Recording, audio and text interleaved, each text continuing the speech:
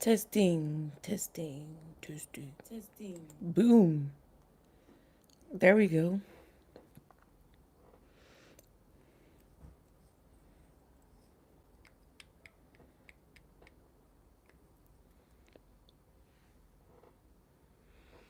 Hey, you guys. What's up, Pisces? Good evening. Good evening. Good evening. All right, who got first? Who got first? Here you go. Diamond Jones. From ATL. Hey, boo. We might have crossed paths one time or again, girl. What's up? Earth Goddess 666. Okay. With the DNA. Hello, 315. Okay, your birthday's 315. Yes. Hey, Latanya. Ooh, my eyes. Hey, Latanya. What's going on, Renee? Hey, Renee. My boo, Renee. Hello, lovely. Please tell me my beautiful energy. Quest Infinite. What's up? Quest Infinite said, oh, shit. Live. Hey, Quest. Diamond, I am doing well. What did they say? And we are blessed and highly favored. Just know that we are blessed and highly favored. Okay. Shondia. Ooh, that's pretty. Hey, Shondia. I hope I said that right. Hey, hey, hey. Hey, Stephanie. What's up, Stephanie Boo? What's going on? You seeing clearly now? Okay, L Queen, first time here. Hello, how are you? Hey, L Queen, welcome. I am doing well. How are you? Okay. Yes. Okay, good. I said it right. Thank you, Quest. I appreciate it. Bethany, hey Bethany. Come on in, y'all. Come on in. Come on in. You know, just because of the algorithm, y'all hit the like button. I'm gonna get a little cough drop real quick, y'all. It has been a week, has it not? It has been a week. We have experienced a lot of things, honey. And I just wanted to check on just wanted to check on y'all. Okay? Because it's probably bag rattling sounds. The mic picking up the bag. I just wanted to check on y'all because we talk in the readings, but we don't really talk in the readings. I'm talking. So I wanted to talk to y'all. Yes. Shondia said, yes, we Pisces find each other always. Yes, been a week. It sure has, child. Kalima, I hope I said your name right, Kalima. Hey, boo, hey. You just finished. Okay. Okay, Quest. Oh, my God. Thank you, Quest. See, that's loyalty. I appreciate you guys. If you want to bounce back and forth between the lives, do your thing. I appreciate you, Quest. Thank you so much. You always come and support the live. And I know if you don't stay the whole time, you definitely stay and support. Talking about nope. That's what I'm talking about. Listen, Renee, you said please give her a bunch of likes. She is so funny. Oh, thank you, Renee. You know what comedy comes from? Shoot. Cause y'all, I know I'm pretty funny, right? But I don't like to be vain about it. I know I'm funny, but I don't want to be like, I'm funny. I'm so funny. Cause then that's corny. Cause then you're not funny no more. But you know what builds comedy? Pain. Pain builds comedy. Trauma and harsh life experiences. Uh-oh, quit it. What? All right, I'm back. Somebody was calling me. I don't know who was calling me. I don't know who it was. The number was not saved. And what do we do when phone numbers call us that aren't saved? We send them the voicemail. Listen. No, it was on my end. I didn't know what was going on. My screen just stopped. Right. Kalima, right. We do not answer. We sent you to voicemail. Okay. No shade.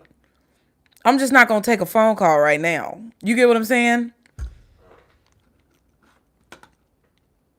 Man. But no, that's what I was saying.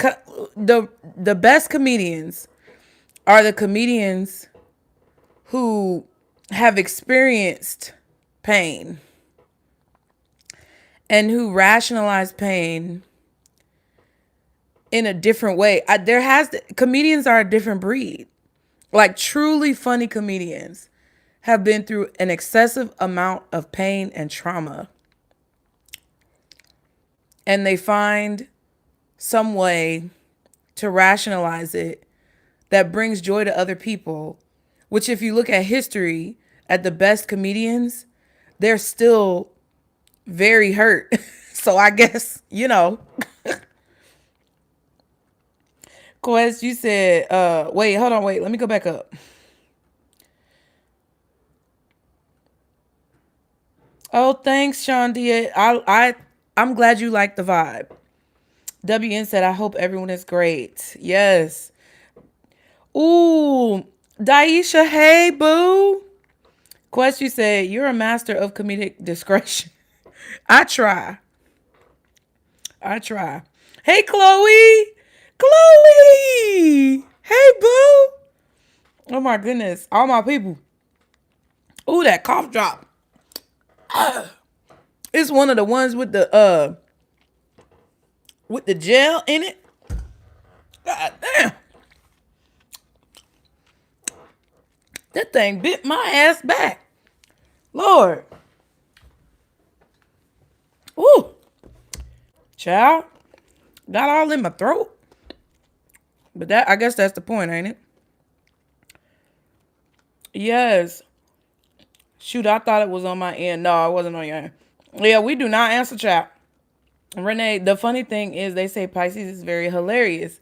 I just think we want good energy around us. That's why we're so funny. Yeah, I feel like we want good energy around us, but I also feel like we see the world in a totally different way. And a lot of times it comes from a place of deep sadness and pain. And in the words of Kevin Hart, we actually laugh at it. Because sometimes that's the only thing you can do to keep yourself from crying, child. Okay? Who else we got in here? So into it. Divinely protected, always connected. I know that's right. Hello.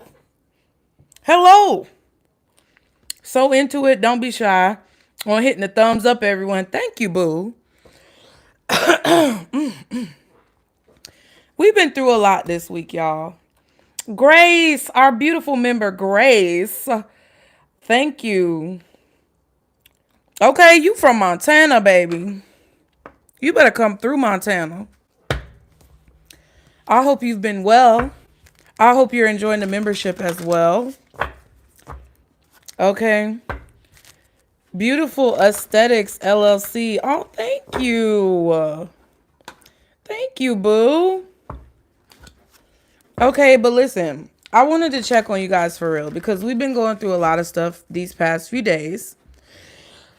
And I've been seeing a lot of people who have been fear-mongering Pisces. And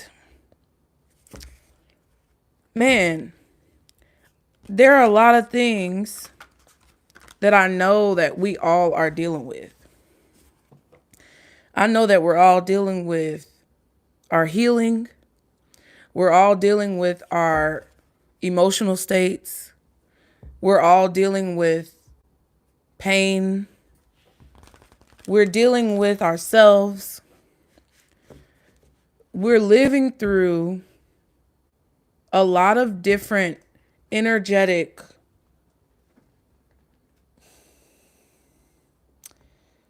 pulleys. I want to say pulleys. The word pull has come to mind. So it's like we're getting pulled in all of these different energetic directions. And some of these directions are not easy to assimilate.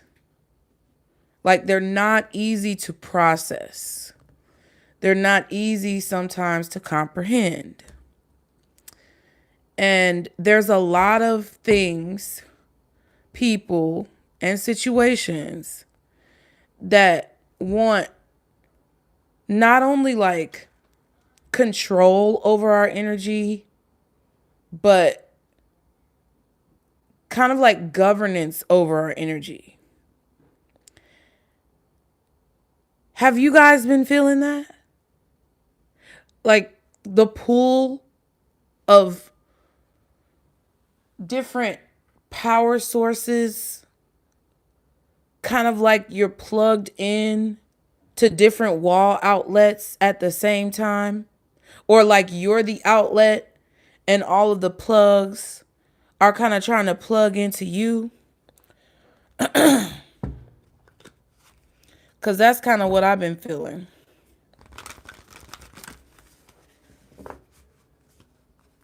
Yeah, that's true, Renee.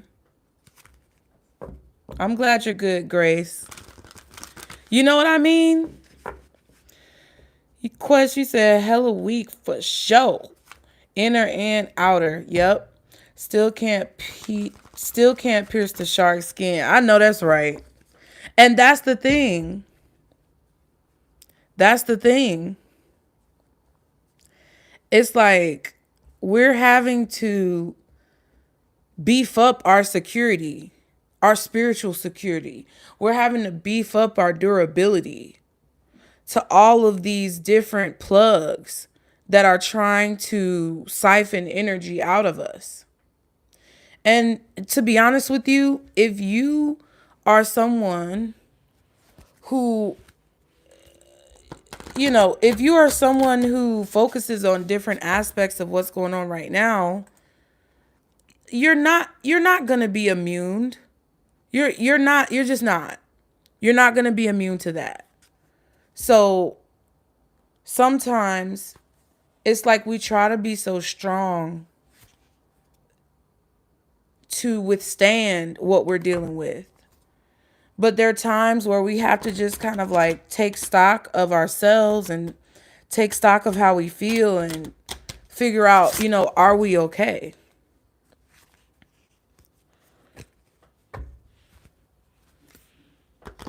Yeah, Grace, exactly. You said working through limiting beliefs. That's true. That's true. And it's difficult. I think that was Naomi. I see you, Naomi. That's definitely true. And sometimes the limiting beliefs are valid because they come from a place of a desire to improve. They come from a place of wanting to do better and wanting to be better and wanting to have better. Yes, I am. I haven't started doing readings. I just got on here. So if you guys do want to ask your questions, go ahead and send in your payments and your questions and we'll get to it. But I just wanted to talk to you guys. Yeah. Let me see. I saw you sent something through. I got it set up. But you guys, that's the thing about limiting beliefs. That's the thing about what do they represent? If Chloe, if you sent that dollar, then yeah, I got it. Was that you? Let me know. The limiting beliefs are a sign that you're ready to do better, but that you're searching for resources and ways to basically improve. So I don't have a problem with limited beliefs if you're willing to acknowledge that they're limiting beliefs. Because I try to do the same thing myself. Because I know there are ways where I feel sometimes where I can't do it. And it's not necessarily, a reason to chastise yourself. But everything I tell you guys is always because I want you to have recognition of the ways that you have been removed from your higher self, the ways that you've been removed from who it is that you truly are in your most authentic form. Because to know better is to do better, pretty much. To know better is to do better. And sometimes all it takes for us to improve and to push past those limiting beliefs is to realize that they're there. So, I love you guys. I just wanted to check on you guys and see what was going on. Kathleen, you said you kind of sick. You kind of sick over the world right now. Why you letting the world make you sick, girl? That's one thing that I want you to know too. And I've been kind of talking about this on TikTok. At least on my TikTok that at least on my TikTok that I talk about things. I wanted you guys to know this, and I wanted to share it with you guys as well. Is that whatever's going on in the world, right? Whatever you're dealing with when it comes to the state of affairs that the world is in, whatever it brings up within you, you have to understand that everything happens for a reason.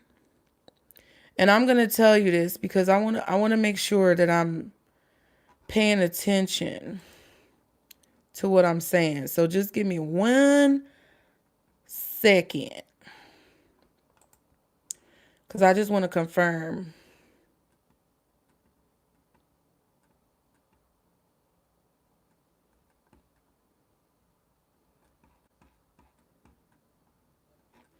Now, what are we doing? What are we doing right here?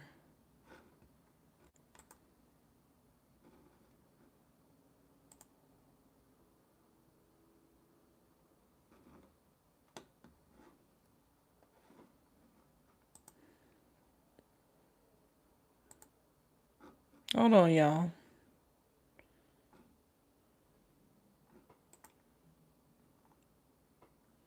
My lovely people. My lovely people.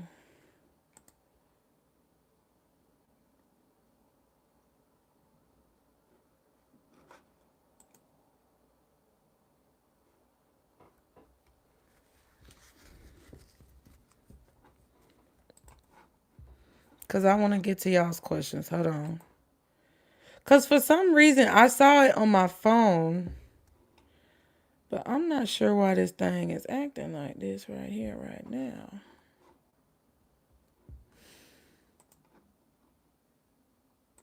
Hold on, Stanky Poos. Hold on.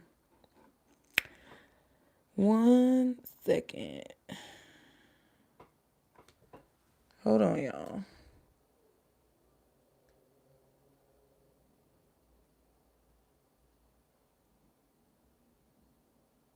Yeah. So that was Chloe and Shannon, right? Why is this thing doing this? Hold on. Cause y'all, I ain't got time to play with this app here. Man, y'all, let me tell you, Mercury retrograde is in full effect already. It is not coming to play. It's been messing up my mouth for like days already. And now here we go with this nonsense and foolishness. Ain't nobody got time for this. Okay, here we go. I'm like, what is going on? This thing being stupid. And I didn't understand what was going on. I guess it had to reload. But still. Okay. I see we're gonna have to be creative. Y'all, I'm sorry. I am so sorry because I want to say something. Yeah. See, it's showing. See, it's not me, y'all. It's showing on one screen, but it's not showing on the other screen, child. So, Chloe, I got you. Okay? And Shannon, I got you too. Okay. Child. So, let me just say this real quick. Because we were talking about what Kathleen was saying. And you just said it in the comments, Kathleen. You said it.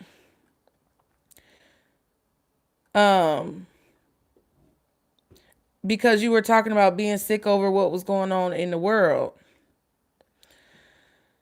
But you're right. You said everything happens for a reason. Right? Everything happens for a reason. And what I want you guys to know about what's going on in the world right now, so that you are not in a position where you're being pulled, like I was talking about earlier, in all these different directions, is that God don't make mistakes. Okay? And I talked to my aunt and my uncle about this the other day. God does not make mistakes. And God don't like ugly. So whatever ugly situation may have come through, or whatever situations have transpired, whether it's personally in your life or whether it's outside of you in the world, God don't make mistakes. So you gotta believe and trust that there is a bigger reason for whatever is going on right now. And the best way for you as an individual to not only help yourself, but to continue to pour positive energy into your loved ones and the collective, and the desire for better situations in this world, is to not have fear. Because y'all are the ones, Pisces people are the ones who are more than likely the most susceptible to these targeted attacks that are psychic and spiritual. And if you think that these folks don't know that, whether it's Pisces or whether it's someone with Pisces placements, because ultimately that defines the intuitiveness of an individual. So I'm not even just saying it for y'all. Exactly. Like, I'm not just saying it for y'all. I'm saying it for anyone who has intuitive psychic abilities from whatever source, from whatever zodiac sign, from whatever ancestry. They know that we are out here. And I don't care which side you talking about. I don't care how the cookie crumbles and the waves flow. They know who has the ability to manifest the outcome that they want. And me personally, I'm happy that situations are starting to manifest in a way where we can start to see where we're going in order for us to understand where we've been and be able to act and react accordingly in the present moment. Because if we can finally see where we're going, and if we can finally have clarity about, oh, okay, this, and that is a product of this, and that, which will ultimately define what I do here, and here. That's a good thing. That's not a bad thing. The only thing that's bad is the people who are out here right now fear mongering and making people afraid of the next day when they're going to wake up. Because the more that people are afraid to wake up tomorrow and they don't know what they're going to see, the more that they're in their dreams manifesting some bullshit. Let's keep it a buck. And if you as an individual can discern this, because this is the thing. I've sacrificed and y'all have sacrificed, and we've all taken steps in our lives to try to do the best that we can. I could have been clout chasing. I could have been fear mongering. I could have been pandering. But for the 4 years that I have been on this platform, no matter which platform I'm on, whether it was the Nutcase Network, Pisces Network, the Underground, anything that I do, I have tried to use my platforms to spread awareness about things that I knew that we were going to have to face. I predicted that Trump will be our next president. And I don't want to make this a political discussion, but I'm going to say it because your girl was on point. I predicted Roe versus Wade getting overturned, and that's the video that got deleted that I'm still trying to figure out how to get out to y'all. And I predicted Roe versus Wade getting overturned years ago. I predicted Trump getting elected on Mom Jeans, which I've now officially found the final name for my channel. It's not Mom Jeans. It's Casey Nicole Speaks. Because God wanted me to use my name. So on the channel where I don't do tarot and I just talk, which is linked in the description box below, I predicted Trump getting elected because I had some type of vision come up where I had to speak on it. These years that I've been on this platform, I have sacrificed the fame that people want, the fortune that people want, just to bring authentic truth to the people who are ready to hear it and who want to hear it. And I've endured spiritual attack, I've endured bullying, and I've endured abuse.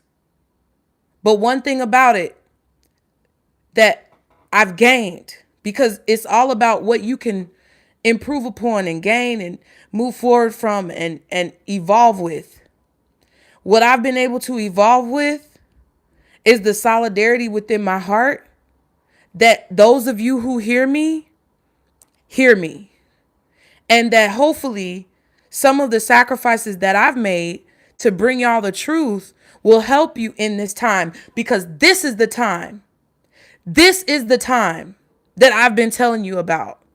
This is the time that I've been working to help prepare you for. This is the time that I've been referencing when it comes to your new beginning and your opportunity and your chance to step up. Because you had to leave the childish things behind, like they say, when kids grow up. There comes a time where you have to leave childish ways behind. And those childish ways were not necessarily when you were a child, but it was a time when you were only seeing from this perspective. And you have to now see from this perspective. So hopefully my guidance, along with the guidance of anyone else who you really believe and trust is coming from a good, positive place, has helped you guys to see that now is the time where, you got to put the pedal to the metal, bitch. And that is reassurance for me, and it should be reassurance for you, that no matter what happens, God don't make mistakes. And there may be a deeper reason that we all don't see. Cause the way life been lifing, stuff been just coming out of left field. It's just been phew, phew, phew. You know when a bee buzz past your face? When a bee buzz past your face? And at first you don't realize it and you just see the bee go by and you're like, oh shit, late reaction, goddamn. Cause then it come back around and circle back around. Now you're ready. Now you're ready. And you can decide if you gonna fight back, if you gonna kill that sucker. Like, I'm not talking about a bumblebee. I'm talking about one of them yellow jacket wasps that got hatred in their heart. Okay? You can decide, are you gonna run or are you gonna fight back? And I respect you either way. But at least you know. So, ain't no reason to be scared. Don't let these goofy hoes out here scare y'all. Don't be on these social media sites listening to all these people hooping and hollering and shit. Got y'all fucked up. Got y'all going to bed looking crazy. You get what I'm saying? Because they may not be tapped in enough to really understand that. But you are. And if you allow them goofy bitches to get your head in a crazy space, then that opens up the opportunity for whoever's behind that to cause you to manifest some shit based on your power that we don't need to see. So, you never know. So let's go on and get some of these questions answered, y'all. We're gonna do some collective messages for Pisces as well. If you guys don't want to ask questions, we're gonna do some collective messages for Pisces as well. Child, my electronics is just saying fuck you today. And I'm not in the mood at all. Ooh, excuse me, that was so rude. My bad. All right.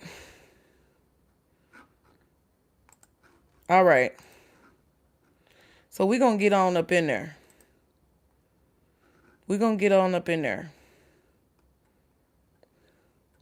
And I'm going to take y'all from the way y'all came in. So first we got Chloe. And then we got Shannon. And then we got Kiera. Let me see now. Because I saw y'all's questions. Chloe. We're going to do your question first. Okay, so Chloe said, what do I need to know? Love and money. Okay.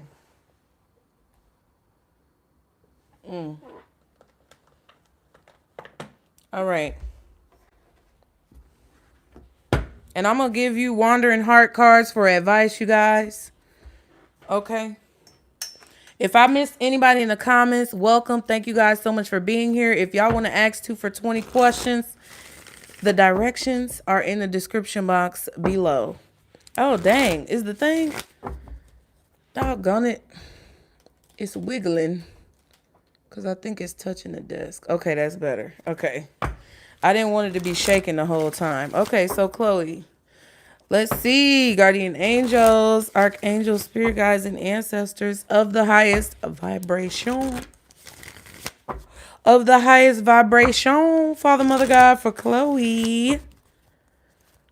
What does Chloe need to know when it comes to love and money at this time? What does Chloe need to know? Love first, Spirit. What does Chloe need to know when it comes to love? Don't go with the first option you get. Browse, Chloe. Browse. And I feel like they're saying that that's universal. It's not necessarily a situation where you hesitate if you know what you want, but it's a situation where you're in a season where your spirit team is trying to instill within you the knowledge and experience of what it is not to settle. So browse. I don't care if you buying sugar at the grocery store. Browse. Whatever it is, don't just go with, I know it's going to sound counterintuitive because I say go with what you know. But they kind of want you not to go with what you know. They want you to try things and sample and figure out what it is that you really want and browse. And don't just take the first option because you think that nothing else better is going to come. You can take an option and, sample it and see what's going to happen. And, if you don't like it, then you don't have to stay there.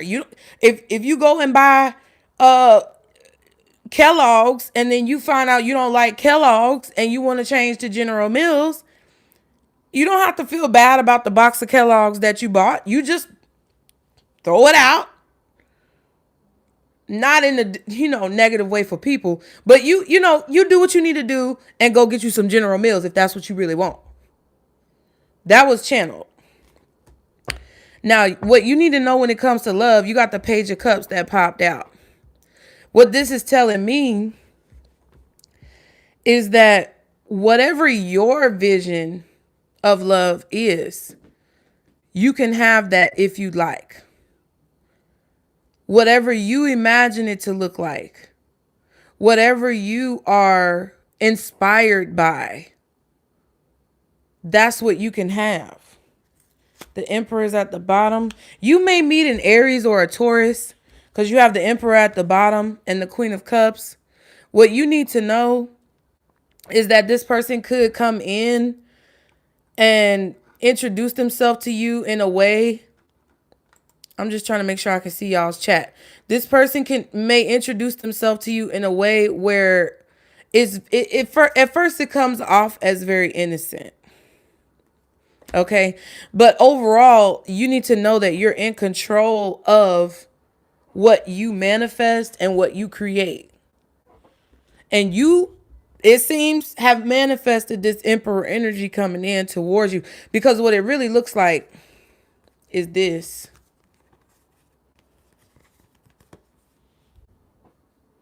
You see what I'm saying? The way I read, that's what it looks like. Is this person is strategizing right now how they're going to approach you. And you're just kind of over here doing your own little Chloe thing, minding your business. But it's because you've manifested this meeting or you've manifested this introduction into your life that is going to come into your life. It looks like it's going to be an Aries or a Taurus. This person could be working up the courage to come towards you. Ooh, I felt a sneeze, child. Ooh. What's the Page of Cups when it comes to what Chloe needs to know? Yeah, the drama is going away, though. The Five of Wands came out in reverse. Yeah, Ten of Swords and the Moon.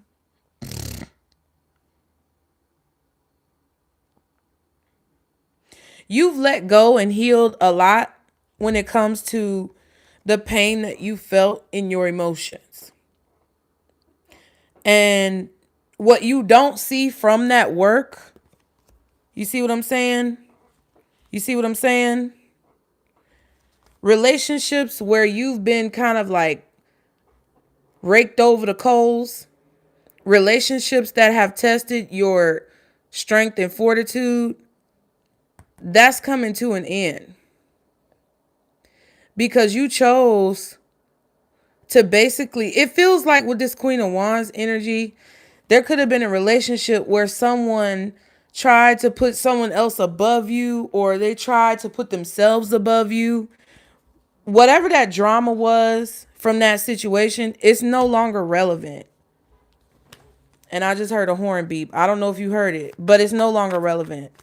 And what you need to know is that you're about to meet someone. Anything about this person that Chloe's about to meet. Oh, wow. It's gonna happen unexpectedly. It could be in Scorpio season. They may have some Scorpio in their chart. I was getting Aries or Taurus, Ace of Wands, and the Four of Pentacles. It feels like this person may have been watching you or admiring you for some time.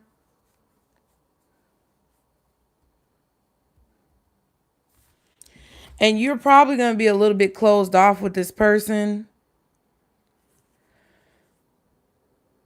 But they're going to find a way to kind of like convince you with this King of Swords of what decision you want to make, but they're not going to try to like force you to make a decision.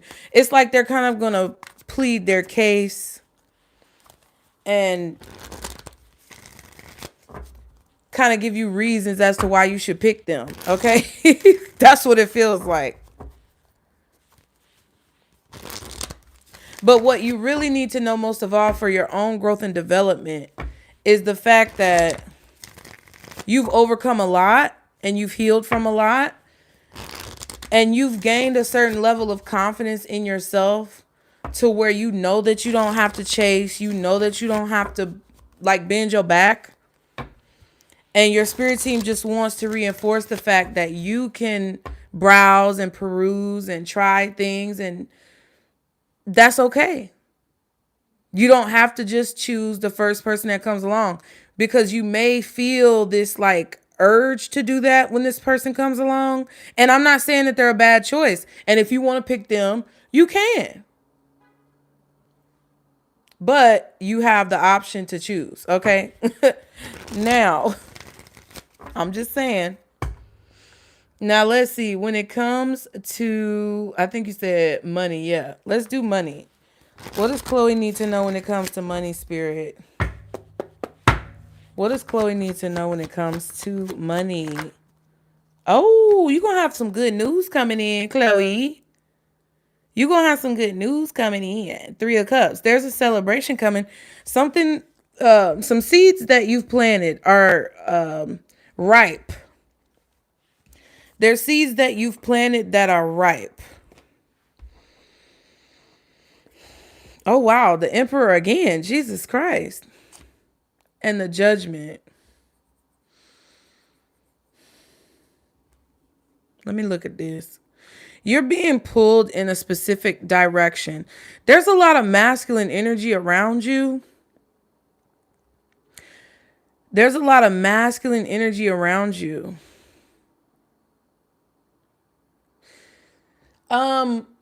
When it comes to the way that you see money and the way that you view money, you expecting for something to go wrong, or you expecting for the other shoe to drop when it comes to your finances, you expecting that something is going to happen to put you in the hole or to kind of make you broke. You're leaving that feeling behind. Your spirit team is guiding you in a different direction. Because there was something in you where you expected to be in poverty, or you expected to be broke, or you expected, like when I say that, I mean, you know, everything's going well and you may have had memories or recollections of experiences in your past where everything was going well and then the alternator in your car broke down, or your water heater bust in your house, or just whatever it was. You had to deal with something medical or physical when it comes to your body, or you had to deal with something with a family member. It's like there was always a situation, it feels like, where you were doing good, but there were a lot of people that expected you to help, or there were a lot of situations that you just had to handle on your own. And it feels like with this 9 of Pentacles, 3 of Wands, and the 4 of Pentacles, you expected for a while that every time you get to this point, you expected to then be taken back to this. And then you would work your way to here, and you expected to go back to here. And that cycle just kept repeating. But now you're separating your emotions from that. You're moving away from that. You're sick of that. And you're ready to have a different mentality. You're ready to have a different existence. It's kind of like what's going on in your love life is what's going on with your money. And as a result of the way that you are deciding to change your perspective, it's affecting all of these different aspects of your life. Remember, it's the Three of Cups. So because you made a choice to stop feeling like this would be your reality, then your spirit team picked you up and said, now it's time for us to go to the next phase. And they gave you some type of strategy. You may get a promotion or some type of shout out from one of your managers or your bosses or your superiors at work, which could lead you to some type of promotion because the Judgment card is in the future position. So it looks like there's a member of leadership, or there is someone who is like a mentor or above you in your position who is celebrating you or shouting you out. Let me clarify that real quick. And then the Queen of Wands is right after that.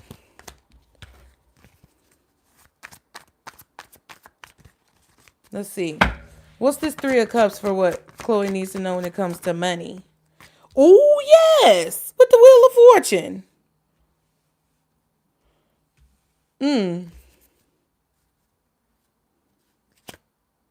The Ace of Swords and the Knight of Swords. Okay. If you have an idea at work, or if you have something that pops up in your mind like an epiphany or an idea of how to solve a problem or a solution to a situation, speak up, because you will be celebrated for that idea. And you will more than likely get a raise or a bonus or a promotion. Any more specifics on this Three of Cups? Four of Swords. Interesting. Yeah. Ten of Cups. There's a position that you're very qualified to do that you may have been imagining being able to do, but possibly felt like you couldn't do it or you didn't have the courage to do it. But again, when we go back to your love reading, talking about you having options and choices, browse, figure out what you like, dip a toe. It's like with that mentality, it's kind of like changing your belief to say, you know what? I am qualified for this, because that's what the Nine of Pentacles or the Four of Pentacles could have been as well. You may be qualified for something that you expect not to get, or you may be a shoo-in for a position that you think you can't do.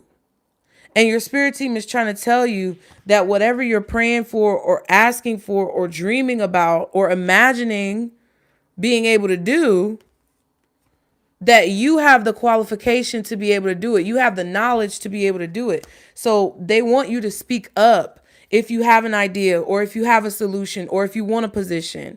And that will bring a shift towards positivity and celebration in your life when it comes to your money and your finances. Okay? Ooh. I'm going to get you an advice card from this deck right here for Chloe spirit.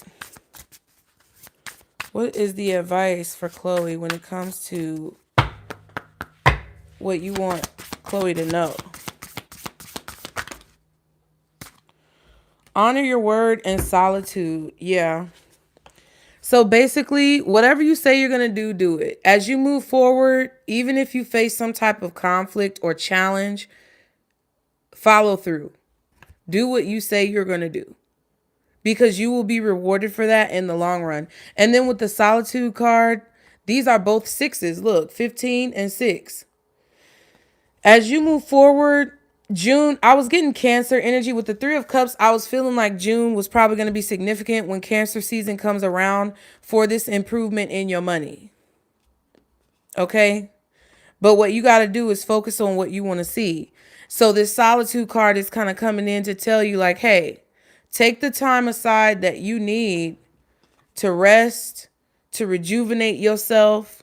Don't put so much pressure on what you need to do necessarily. And I know that, again, your reading is very counterintuitive, but it's like your spirit team is trying to recalibrate your thought process and how you move forward.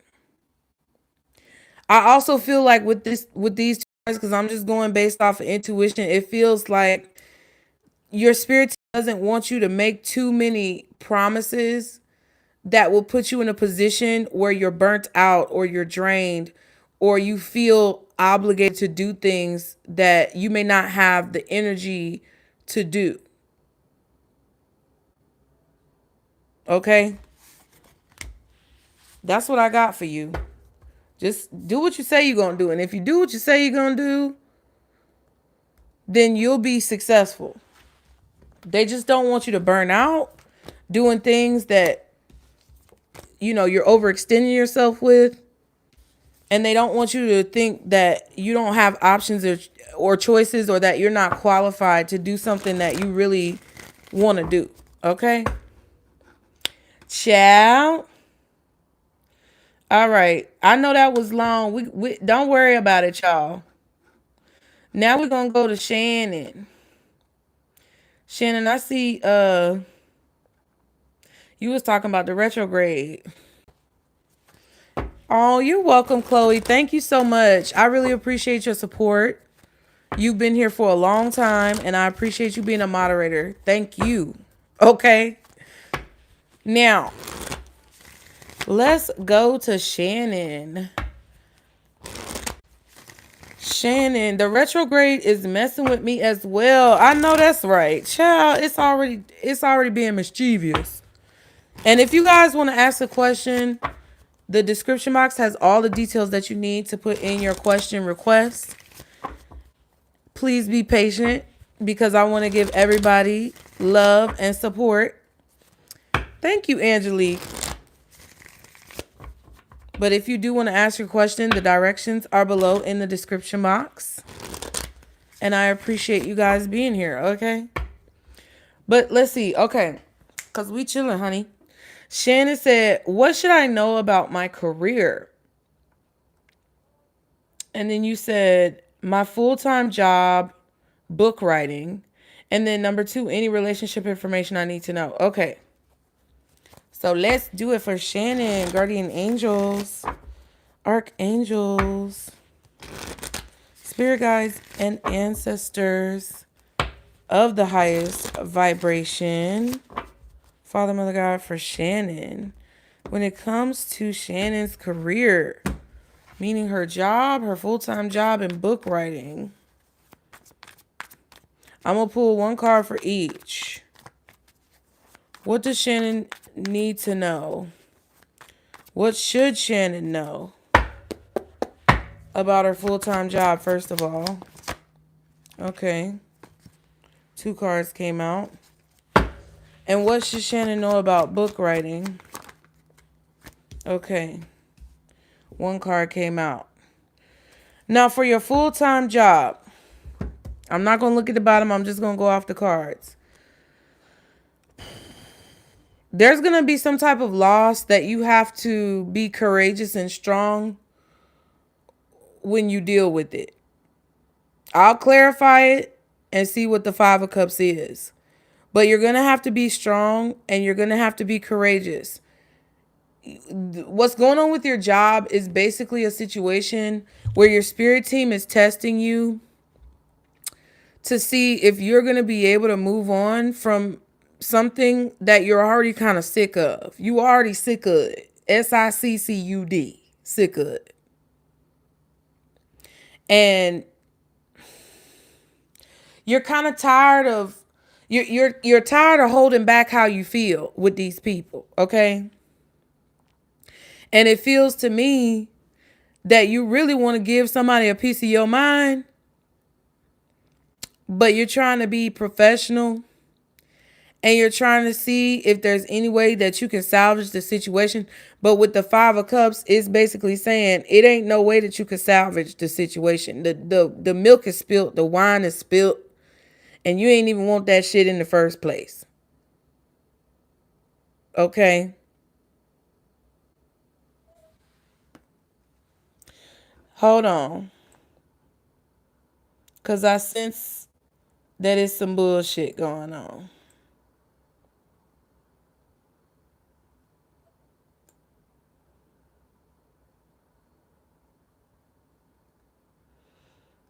All right. Mother, Father, Nature, you up out of here.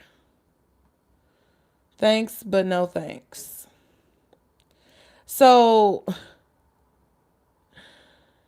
Shannon, you may have some trickster energy when it comes to your career around you. Because that ain't no coincidence. People come in and do stupid stuff. I had to just get rid of somebody named Mother, Father, God, or whatever. And y'all know that that's what I say. And coming in here talking about spirit test you, tell spirit to eat shit. That's some bullshit. That's a troll. So you could have some trolling energy going on because ain't nothing a coincidence in these readings. Stay focused. Because in order to move forward from whatever this is that we about to check on, you gonna have to keep this storm at bay. Now let me see. What's this 5 of Cups for Shannon when it comes to her full-time job? Ooh, the Ace of Swords.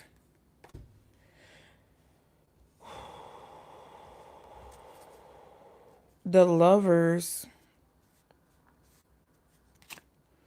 And the Judgment. Yeah, your spirit team is trying to urge you to make a choice that it's like you know you need to make. This could be a sacrifice that you have to make at your full-time job to focus on your writing. This could be a pay cut. This could be an hours cut. There's truth that is going to come out of a situation that could be a little bit disappointing for you. It's something that happened in the past. All of a sudden,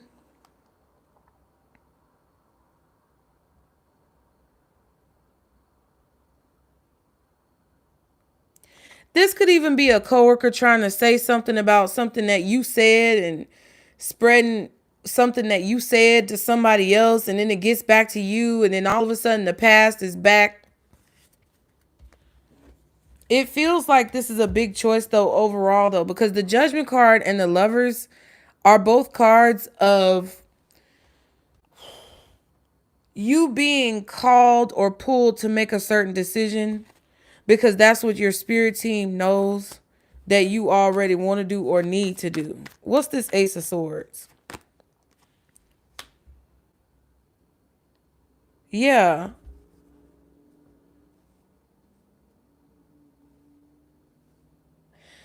It's like internally you're going to feel and see clearly. Yeah, the Magician and the Tower. Yeah. You're going to feel very strongly that you see clearly that whatever this job you're doing full time is not going to fulfill you long term. I don't think you're going to lose your job. If you do, you're going to get a good little separation package. So I wouldn't worry. But I would just be aware. Because whenever the Tower comes up, the Tower came up with the 6 of Cups. Whenever the Tower comes up and the Magician is with it, I'm telling you right now, something is about to happen at your job that could disappoint you. But you have to understand that it's something that you manifested. And whenever the Tower comes up, it's a situation where it's either shit or get off the pot, pretty much. So if you've been asking God for change and you've been praying about something, card just started up. If you've been asking God for change and you've been praying about something and you've been trying to manifest something new into your life, what people don't understand and what I just kind of talked about when it comes to the whole government situation is that when you pray for something, you get a challenge. You don't always get just what you ask for because you ask for it.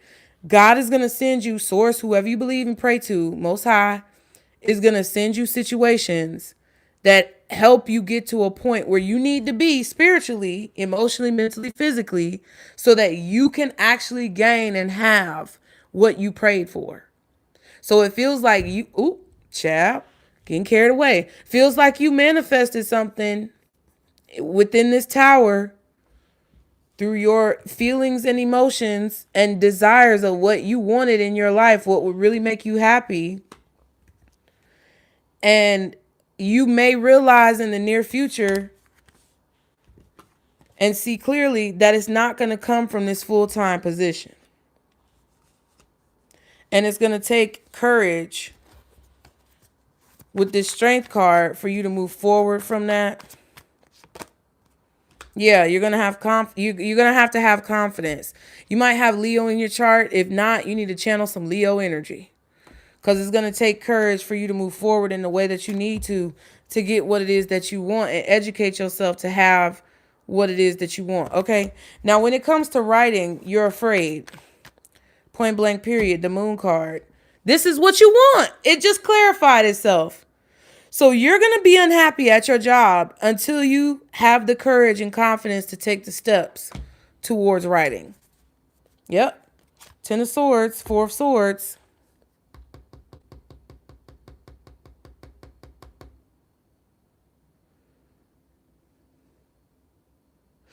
You might, I don't know if you're going to plan on writing like mysteries, you know, murder mysteries or something like that. I don't know if that's what you're planning on writing, but you may be good at doing that without even realizing it.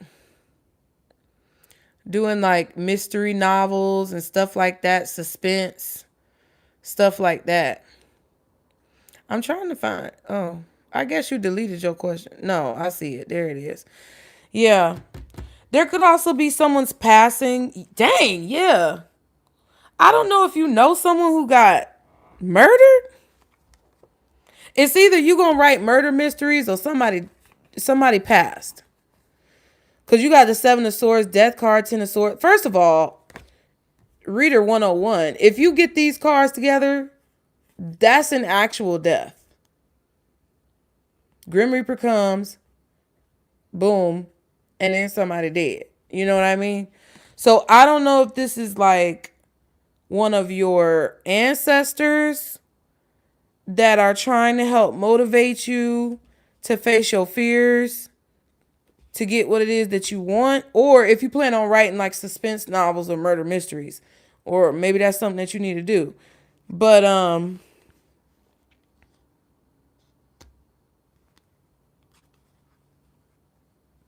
your spirit team definitely is using someone from your past, like a loved one who's no longer here.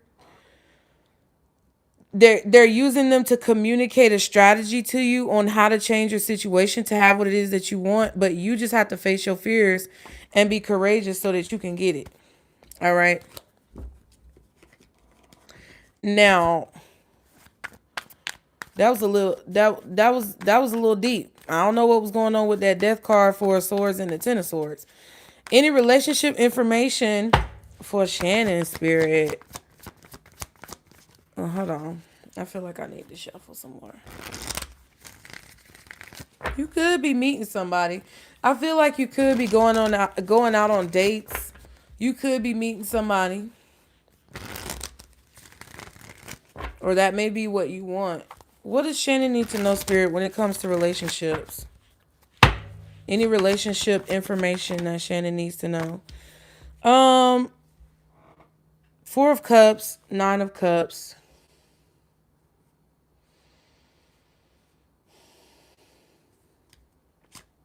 And the Magician. If you want a relationship, if you want love, if you want to go out on dates, if you want to meet people, you have to take action from a place of fulfillment instead of a place of lack. 4 of Cups. That's what Spirit is saying. And they're kind of telling me that that's what it is. Let me just randomly. 6 of Swords, Queen of Cups. Yeah. There's a situation that you're still grieving from the past that they're telling you emotionally you have to move on from. You heard that truck? I don't know if y'all heard that truck, but I heard it. They're telling you that whatever this is that you're disappointed about from the past, whoever's not giving you attention, whoever doesn't appreciate you, whoever doesn't focus on you, whoever possibly had you in a 30. Somebody could have been 30, bitch. Whoever had you, they just talking. Whoever had you in a third party possibly situation, whatever it is that you're struggling to move past that did not work out, they're telling you that you have to love yourself enough to leave that situation behind, even if it's hard to stop dwelling on it. Even if it's hard to stand up. You got to. If you want to be able to manifest the love that you really want. Because right now you're manifesting relationships from a place of lack. And that's what they want you to know. Now, let me get you an advice. For Shannon, Spirit. What is the advice?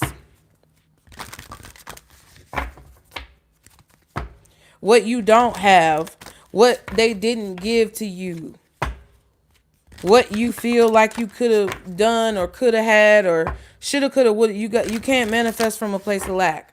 So what's the advice for Shannon, Spirit, when it comes to what you want Shannon to know? Oh, everybody's getting 2 cards. You got honor your word too, but you got autopilot. This is about, to me, honoring your word to yourself. You're coming to the end of a cycle. 9. 15. Again, 6. Hey, Asia. I know it's been a long time, boo. Thank you. I'm doing good. My bad, Shannon. See? Don't get distracted. As you move forward, like I said to Chloe, you got to do what you say you're going to do. But for you, Spirit is saying you have to do what you say you're going to do and keep the promises that you make to yourself. Because you reneging on yourself and you not appreciating yourself and you holding on to things that you know don't really serve you and kind of like keep you in a place of sadness is being dishonorable to who it is you know that you are. This is talking about kind of being indifferent to different things that go on that try to trigger you. So they want you to understand that it's time for you to honor the word that you have for yourself. I just heard Kamala in my head. Unburden yourself.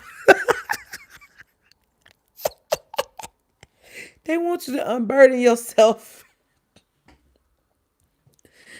They want you to honor your word and unburden yourself and treat yourself the way you know you deserve to be treated, child. Okay? Let's move on. Thank you so much, Shannon. Thank you so much. I really appreciate it. I hope those messages helped you, boo. Now, the next person that we have was, hold on. Kiera. Kiera, did you put your questions in the chat? I might have missed them. If you did, I'll scroll up.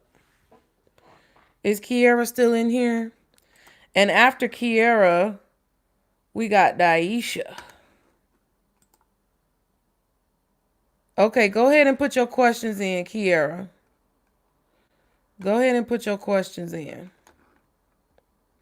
And if anybody wants to ask questions, we sure will answer them.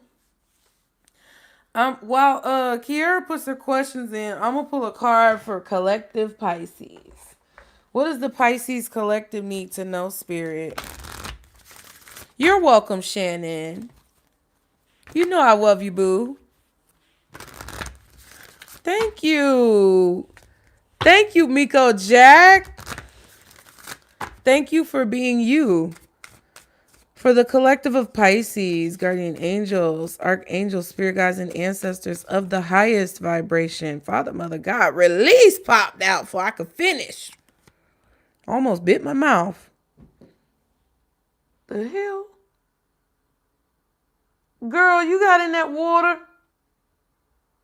You okay?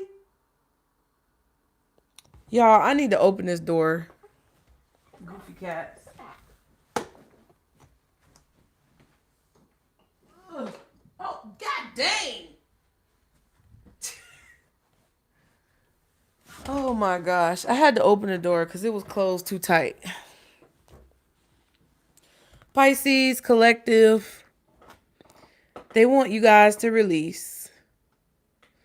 Release these limited perspectives and limited beliefs.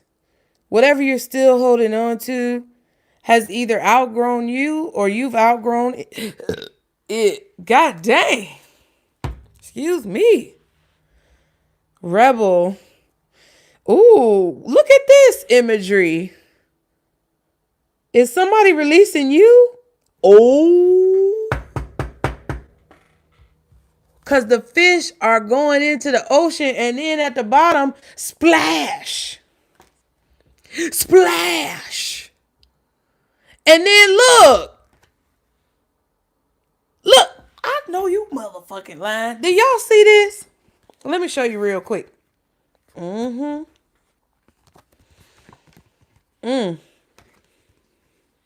Some of y'all are leaving groups, relationships.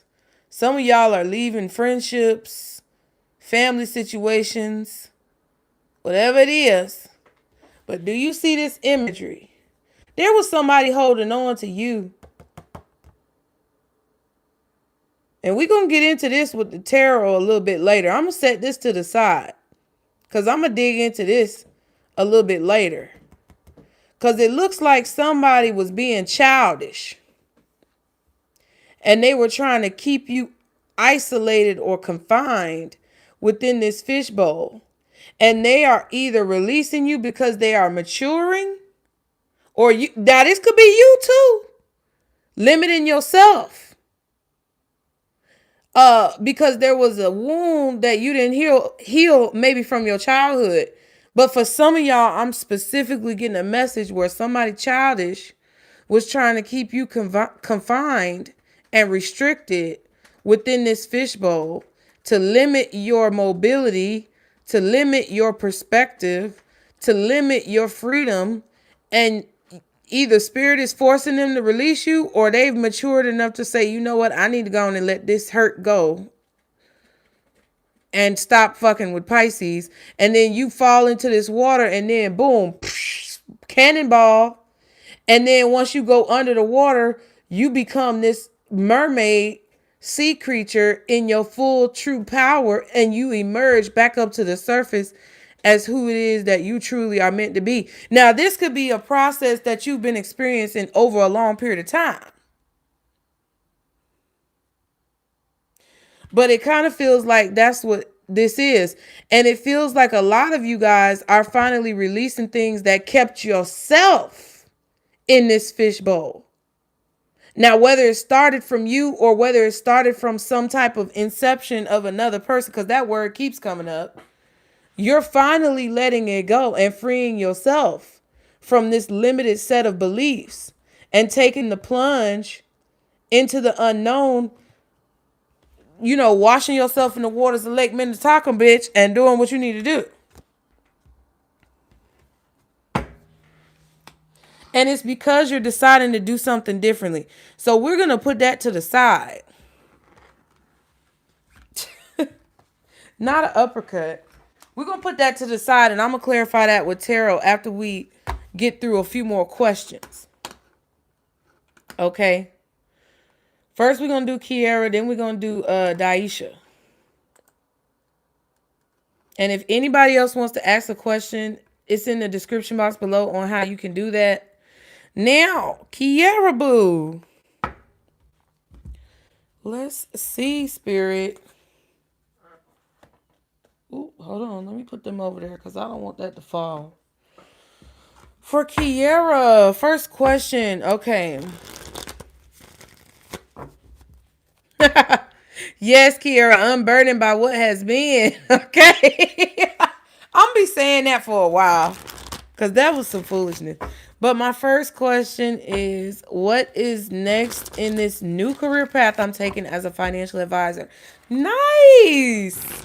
Congratulations. Guardian angels. Ooh, get comfortable. That's what they said because I was a little crooked. My booty cheeks wasn't lined up. Had to get on the chair right, okay? For real. Get comfortable, girl. Get you a nice little comfortable seat. Sit on down. You ain't going nowhere. They can't push you out. So get comfortable doing what it is that you're doing and don't second guess yourself. Okay? Because when you give advice, this is from me to you, from one person giving advice to another. It doesn't matter what type of advice you get or give. You're always going to feel some type of I don't want to say obligation. It kind of feels like obligation. But when you give advice, you're always going to feel some type of responsibility to the people who you give advice to if you are a person with good intentions. And obviously, if you want to know, I would hope that you're somebody with good intentions. But the fact that you're even asking about it means that you have good intentions. So you're going to always feel a responsibility to the people who you give advice to. But, you know, the way that you remedy that and the way that you kind of like ensure that your advice is on point is by getting comfortable in your knowledge and getting comfortable in your position and not questioning yourself when it comes to the way that you guide people. Because the more that you question yourself, the more that people are going to question you. So that's just, you know, my little 2 cents, bitch, that you didn't ask for, but I gave it. No, I'm just playing. But let's see. Guardian angels, archangels, spirit guides, and ancestors of the highest vibration, Father, Mother, God, for Kiera. When it comes to being a financial advisor,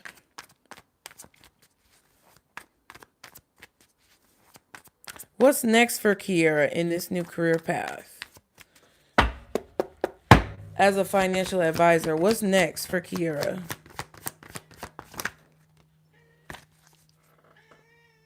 Snowflake talking, girl. What you saying? What's next? Okay. What is it, girl? Somebody's going to get your attention, or you're going to get someone's attention. Because she only meows when something is important. And it was as soon as the 7 of Pentacles came out. That's my little psychic kitty girl. That's my psychic daughter.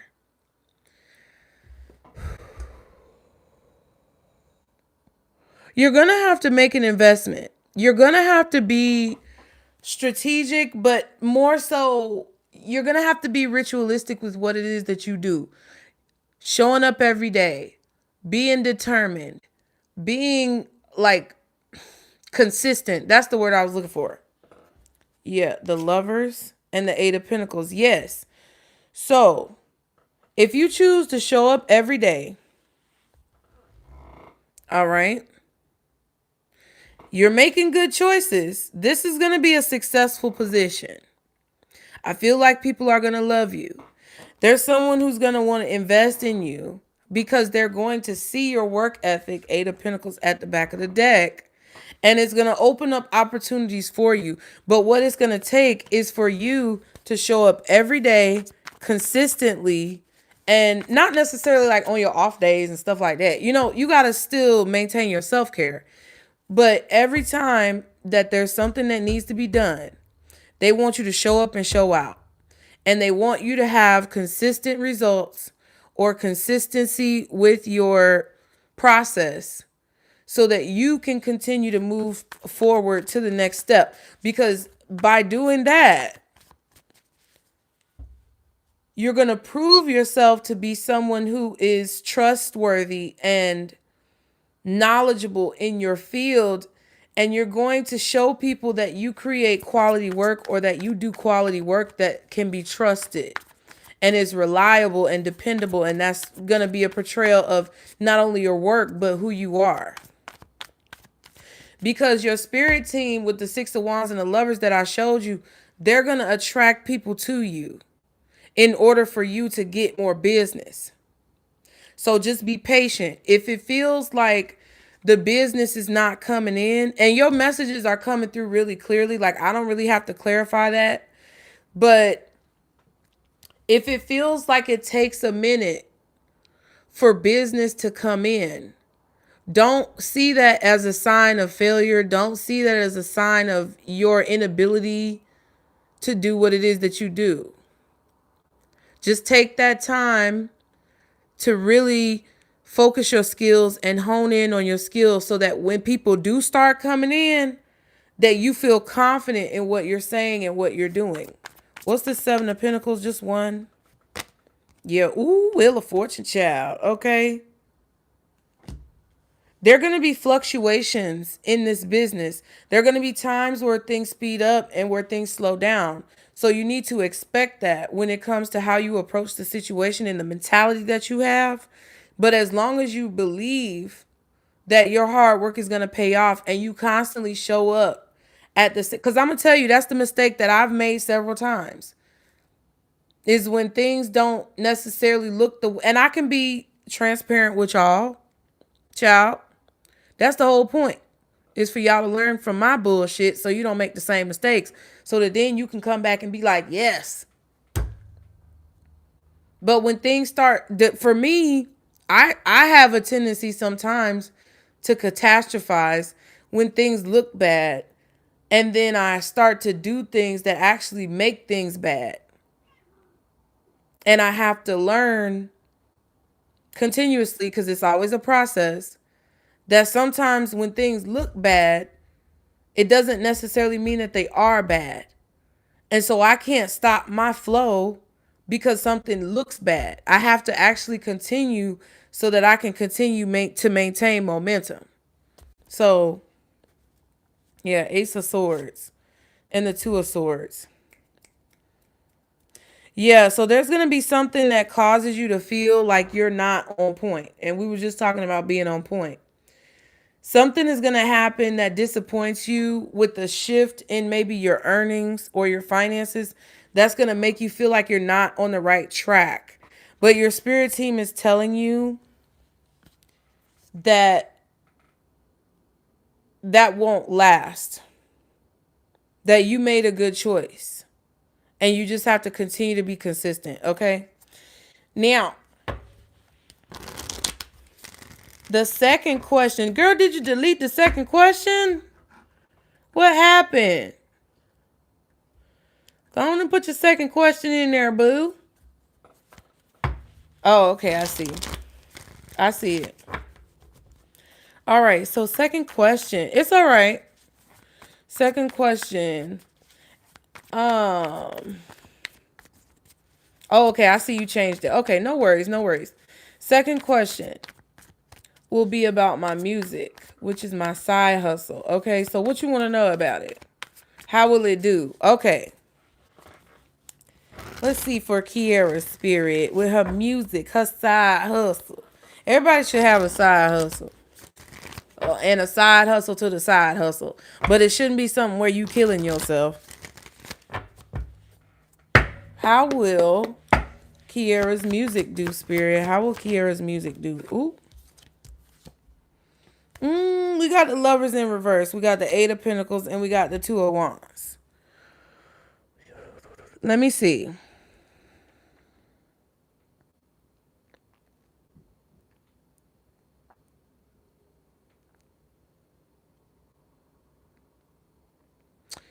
I'm kind of getting a similar message.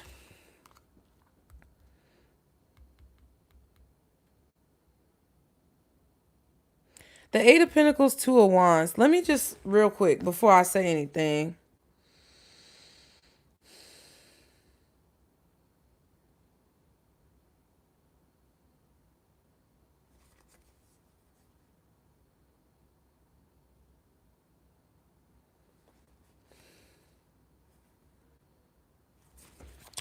What's this Lovers reverse?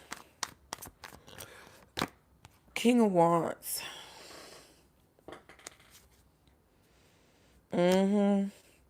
That, yeah.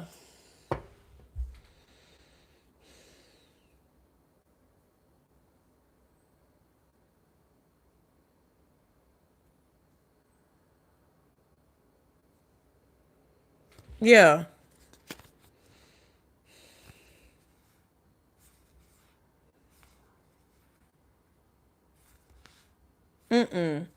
So what I want to tell you, Kiera, with this music,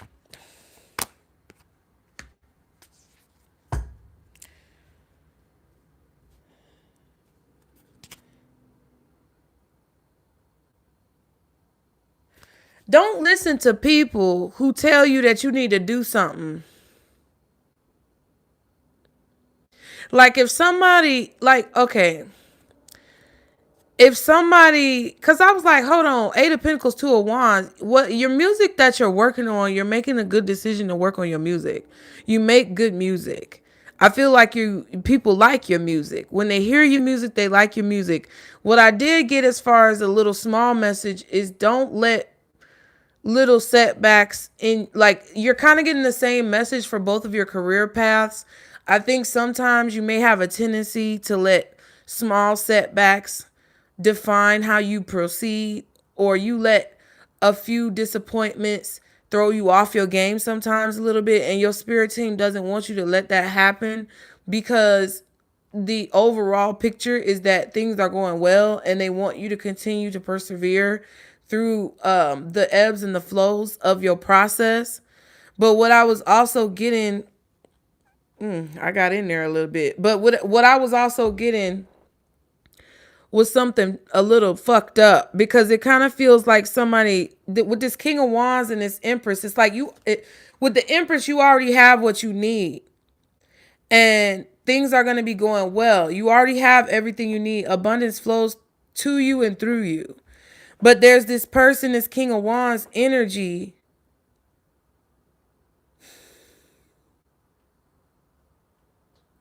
who kind of is coming in to, like, you see how he's telling this little cat, like, yeah, hold on. You see how he's telling this little cat, like, yeah, you got to do this like this and you got to do this like this. And then and he got all this armor on and all this stuff. He trying to look all professional and shit. And here this little cat go just like, yeah, ooh, meow. And Snowflake was just meowing. And it's just like, oh, the cat is just so enthralled and you know, engulfed in what this King of Wands is saying. But it's like he's telling you to make a bad choice. You get what I'm saying? And the Ten of Swords kept coming up with the King of Swords, which could be like a doctor or something like that. If somebody tells you to get plastic surgery or to change yourself or your body, no. Oh, you gotta do this to get ahead, or you gotta sleep with people to get ahead, or you gotta do this to get ahead. Listen, if you want to do that, that's gonna be a personal choice. But I'm telling you right now, you putting in the work with the Eight of Pentacles and the Two of Wands is a good decision. Your work will speak for itself. You don't have to change yourself to fit into some type of quote unquote industry standard. And what's coming to mind is I was just listening to this, and sometimes I watch things and it comes up in the reading because I need to tell you the sentiment of the message. This man that was associated and bringing up stuff about Diddy and all that, right? It's not about Diddy, but he was talking in an interview about how he had an artist that the Diddy camp kind of disrespected, because this artist was a certain way and he grew his dreads since he was a child. And the story is coming to mind right now, so it's associated with the message spirit is trying to send you. This man had been growing his dreads ever since he was a child. His mama started his dreads when he was young, and he's been growing them since he was a baby. He wanted to get into the music industry. He was very talented. They played on his top, literally, because your 9 ether come out your head. So what they did was tell him, oh, well, we got a deal for you, but you got to cut off them dreads. Do you know that motherfucker cut off them dreads? And they told him, never mind. So if you got any of these goofy motherfuckers out here telling you that you need to do something to change your body, hell no. Bad choice. And you're going to feel it. And if you got anybody telling you, oh, for me to work with you, you got to do this, X, Y, Z, bad choice. Your spirit team is telling you don't do it. Because there's the 10 of swords. That could be surgery. You get what I'm saying? So, ace of swords. You get what I'm saying? So, yeah, that's what I'm getting with that. That's what I'm getting with that. Okay? Now, I'm going to pull a different deck for advice for you. I'm going to move on from that other deck. And we're going to pull a different deck for advice. And then we're going to move on to Daisha. Oh, thank you, Kiera. What's the advice for Kiera, Spirit, when it comes to whatever she needs advice on? What's the advice for Kiera? Let's see. What has your inner voice been asking of you? Listen and act. So your spirit team is advising you to counsel with what your inner voice has been telling you.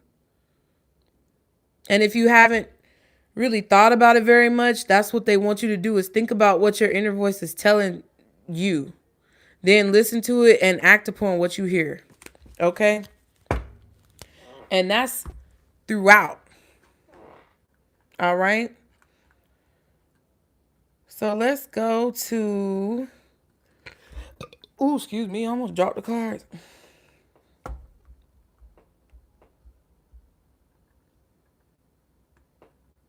I don't know if you're still in here, Crystal Clear, but I feel you.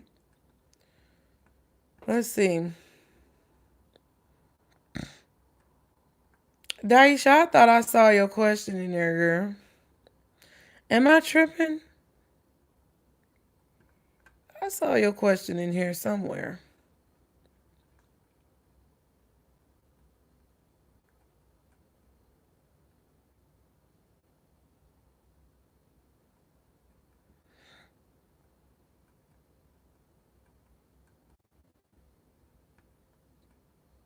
Child. Girl, I feel like I'm tripping. I know it was in here. They not about to play with me like this. Lord have mercy. They not about to play with me like this. Not at all.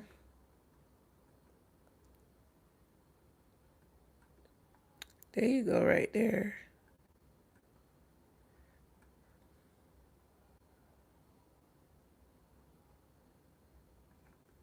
Oh, okay. Thank you, because I don't know what's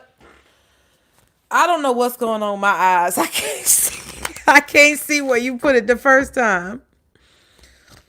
Oh, Snowflake is good. Miko, Snowflake is good. She be chilling, child. She be chilling. She's jealous though sometimes, because I be going out there and spending time with the little stray kittens that come over here. Oh. What clear messages do you need to know about love and your business? Your businesses. No, your business. Okay. My business. I said businesses. I said businesses as if you have two. So I feel like intuitively what you need to know about your business is that there will be another one. Oh, okay. You do have two already?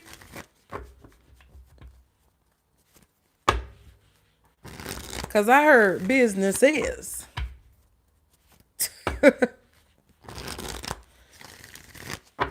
For Daisha. Guardian angels, archangels, spirit guides, and ancestors of the highest vibration. Father, Mother God, when it comes to Daisha's question, clear messages. Can we get some clear messages, Spirit, for Daisha when it comes to love and Daisha's business or businesses? Let's start with love.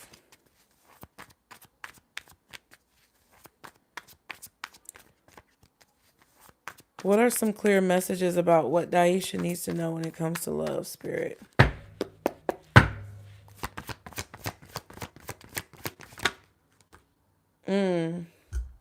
That's interesting.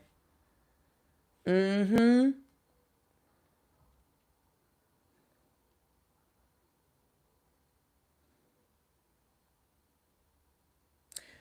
It's something about being silent until you feel it necessary to speak, until you feel called to speak.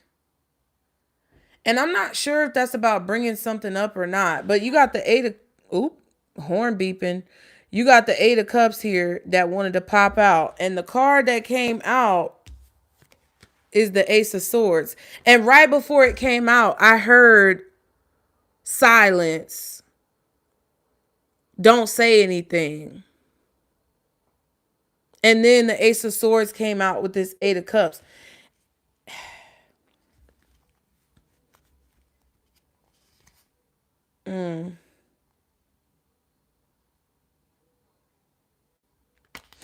I feel like if you want to speak up about something in regards to your love life, you're making a good decision about speaking up.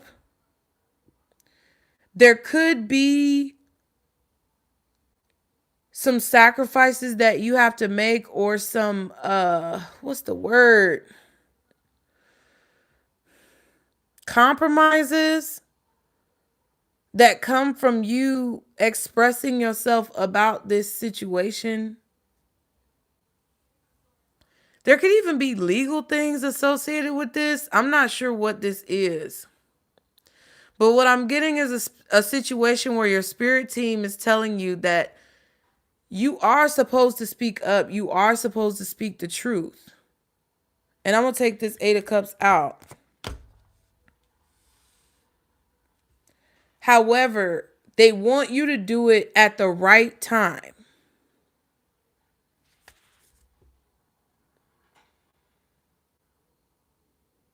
If you're trying to decide whether or not you're going to say something, they're going to give you a message as to when you should say whatever it is that you need to say.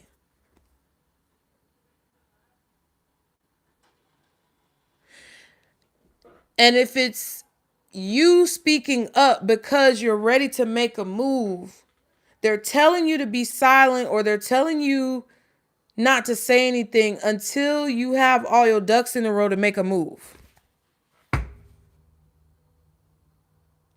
Whatever the truth is that you have, or you feel like you have, that is the truth.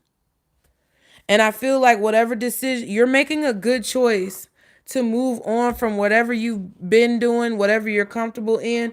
You're making a good choice to move on from that to something that would be overall more fulfilling.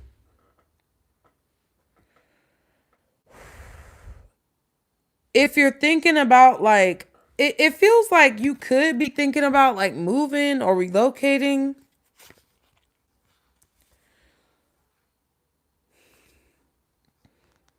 Or signing some type of contract or something.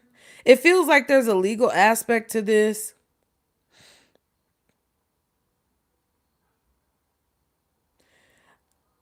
I just feel what the overall message is like spirit doesn't want you to take any action or make any moves until things are lined up in a productive position for you. What's the Ace of Swords and the 8 of Cups? Jeez. 4 of Pentacles, 9 of Swords, and the Star card. You're trying to manifest something. You're really trying to be positive and optimistic about something that you want to manifest. You could be saving money. This, when it comes to love though, that's crazy.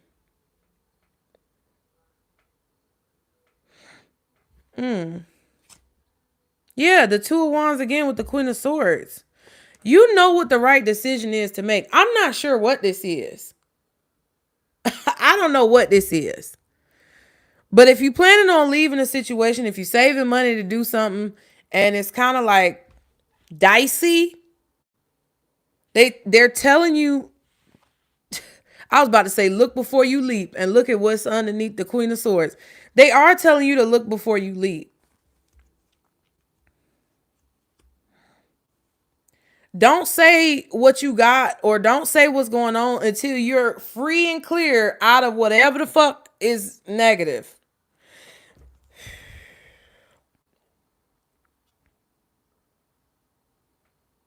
But whatever the strategy is that you have to free yourself from a situation or to get out of a situation, this is a good decision. Your spirit team is sending you motivation and reinforcement. Focus on the goal. Don't focus on anything else that could possibly happen, what's going on, because the Nine of Swords is here. They don't want you to focus on anything else that could, shoulda, woulda, all that shit that I was talking about earlier. They want you to focus on whatever this goal is that you looking at in this globe. And that needs to be your main priority, is seeing it happen, seeing it through, seeing what you need to do, and hold firm to that. Okay, with that Four of Pentacles, protect that. Because I'm seeing this as protecting, saving. Because you don't see that the sun is about to come up.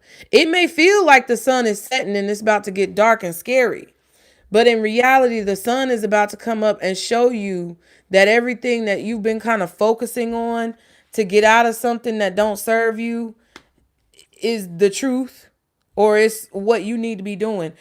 I don't know what this is, child. Somebody is, it's like, I don't know. It feels like, it feels like if you move too quickly, or if you speak too soon, then somebody may try to like send negative energy towards you to psych you out. Or they may try to do something or take some type of action to stop you. So that's why you need to wait till you free and clear, clean, clear, and under control up out of there before you say anything or do anything. That's what I was getting. It was something legal. It's something going on. But what I feel is like he's trying to lock you in, because the King of Pentacles was there with the Devil and the Eight of Swords. It's like he's trying to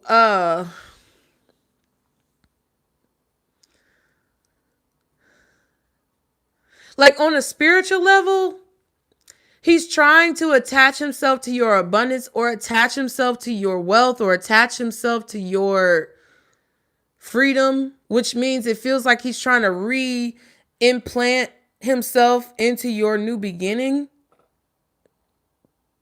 Yeah, don't say anything. Like, I don't know. You got to just keep it under wraps until you out of there. That's what I feel. And I feel like once you get through that situation, whatever it is, Ace of Swords is here. You're walking into a victory. So that's why Spirit is telling you, don't stress about that. I bit my tongue. Bite your tongue. I'm telling you so many things telling me to be quiet. Don't stress yourself about this situation. Because you're walking towards a victory, because your spirit team is rewarding you for leaving behind some bullshit. Oop, and Snowflake just said, I'm just saying. All right. Whether it's collecting evidence, do what you need to do. Okay? Let's see. Spirit, what clear messages do you have for Daisha when it comes to business? What does Daisha need to know when it comes to business, clearly? Oh, wow. You getting cards? You getting cards, girl. Four of Swords, Three of Wands, Justice, Ten of Cups, and the Seven of Wands.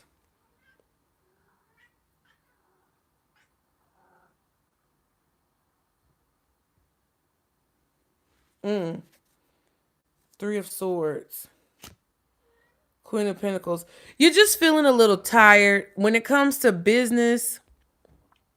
What you're trying to do is protect yourself and defend your position when it comes to the goals that you have and the dreams that you have and what you aspire to achieve that you know you deserve and that you expect to get because you trust God. It's like you trust Source, you trust your spirit team. And it's just to the point now where you're just tired of other people.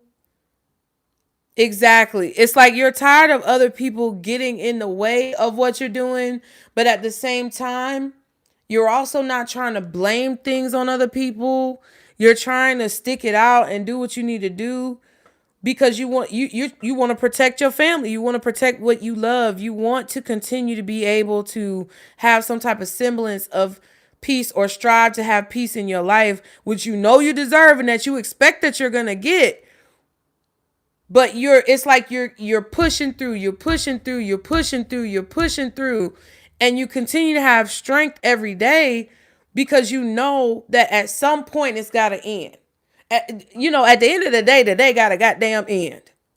And you're trying to stay strong until that point when your spirit team finally delivers you to a place where you can have that rest. But it is weighing heavily on you. Now, let me show you what I'm saying. You see what I'm saying?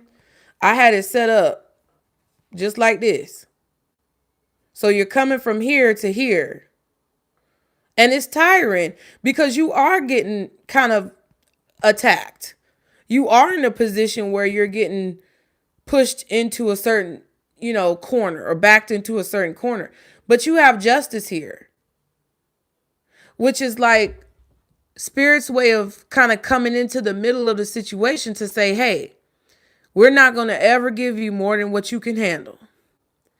And what they're telling you is that all of this that you're having to face right here to get here is going to be rewarded because it's not that they don't see it. Look at her eyes showing.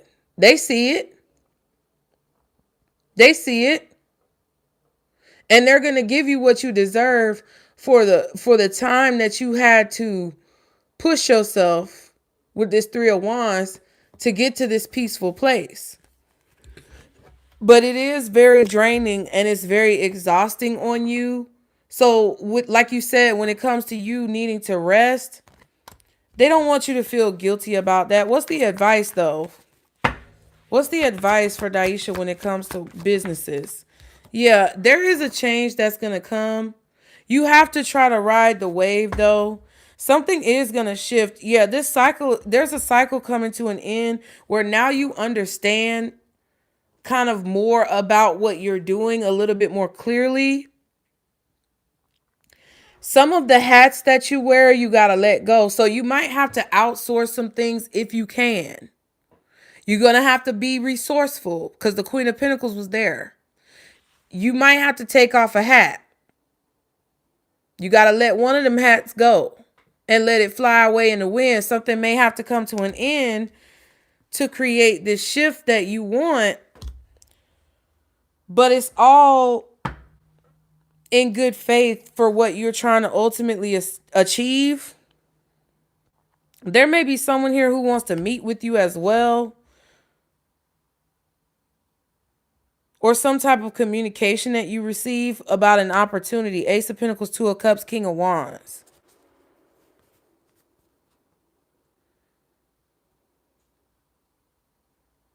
But you got to understand, your advice is to understand that you can't just handle everything. You can't just be everywhere for everybody all the time. And there may be some things that you have to outsource or possibly kind of, it feels like more of like simmering down. I'm hearing simmer down, cooling off. It's like, that's what I feel. But I don't think that this continuous cycle, whatever you've been going through when it comes to like you having to keep, it's like you keep having to persevere. That cycle is coming to an end. There's going to be a shift. Yeah, it came out. World card, clarifying the Wheel of Fortune. Ace of Wands. 4 of Wands. And the King of Cups.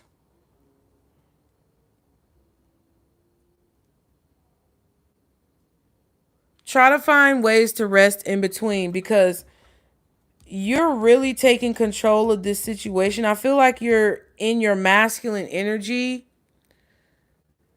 and I feel a vibe where your spirit team kind of wants you to be in a feminine energy where you kind of receive and allow what's coming to you to come to you. And it's going to take that time to rest. But things are going to start moving more quickly. And whatever you need to put down or simmer down on that I was talking about, you're going to see clearly what that is. It's like there's going to be something that starts to move more quickly than something else. And I feel like you're going to be able to pinpoint what, oh, okay. You're going to be able to pinpoint what you need to focus on and what you need to put down when you see that progress or that shift start to happen in one place. So don't fight that, okay? What's the overall advice for Daisha, Spirit? What's the overall advice for Daisha? Clear your mental and physical clutter. You will feel so much better. So your spirit teams tell you clean up. Clean up. Clean up your thoughts. I really feel like there's a need for you to rest. And I totally get that. There's a need for you to rest because you're kind of in like this fight or flight mode.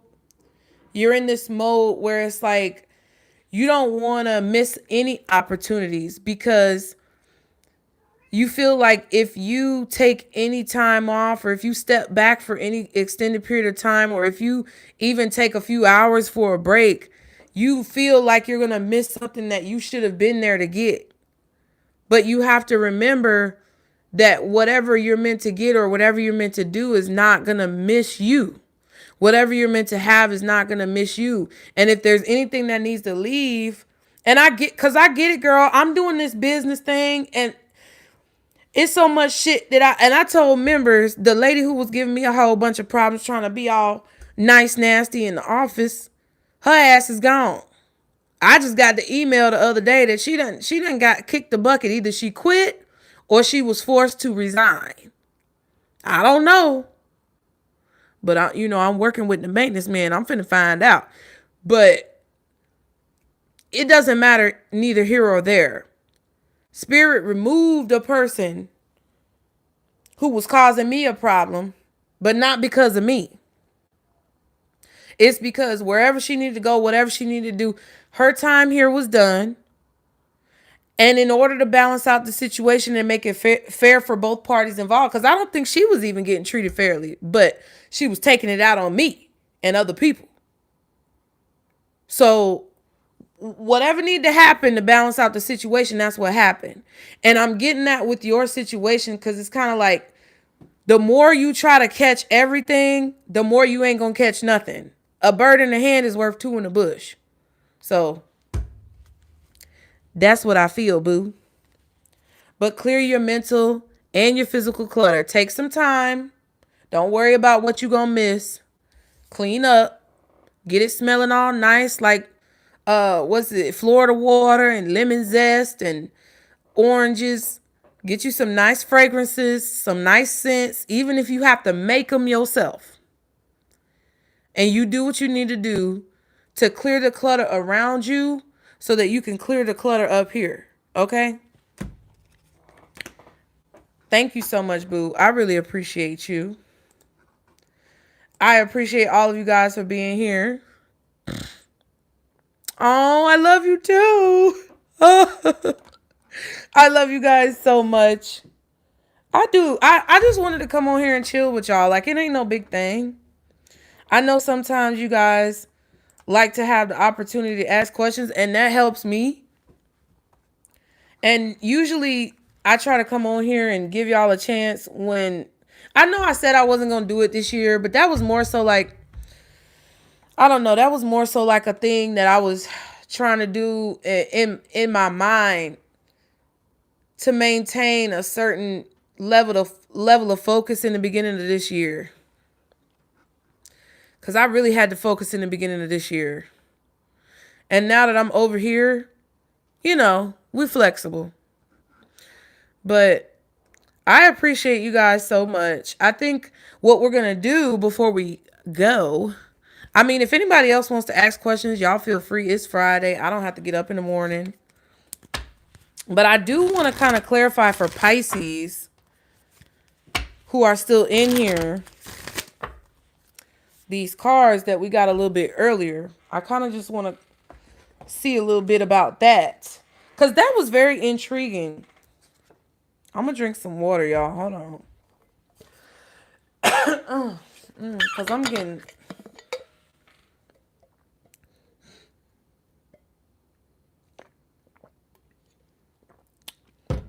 Oh, I get it, Daisha. I get it.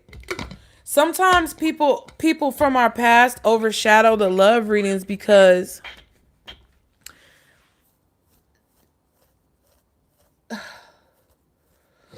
how can I explain this? It's not so much you. It's not so much the new person's coming into your life or whatever. Sometimes people from our past either overshadow our love readings because we're thinking about them, or because that cycle hasn't fully completed. And what I had to learn, or what I've accepted, y'all, I don't have a lot of people who come into my life that really be on some serious shit. And part of it is because I got to be on some serious shit with myself. And because of what you said about the situation, Daisha, it's more so a situation where you got to let that cycle out. And I'm being straight up with you. You got to let that cycle out. And you have to work on some things when it comes to you making peace with being enough and doing enough. You got to make peace with understanding that no matter who, what, where, when, or why someone comes against you, that it doesn't affect or change the reality of your situation. And by accepting that, you release the need to want to grab everything and hold on to everything so tightly. You'll release the need to feel like you can't sit down. You'll release the need to go so far all the time to overcorrect or overcompensate or overprepare. And you will rest in the clarity of knowing that no matter who, what, when, where, why, even if it's something that appears negative, that everything is happening for your good. As I spoke, child. And that's when your love life will shift, okay? I believe it. I know it.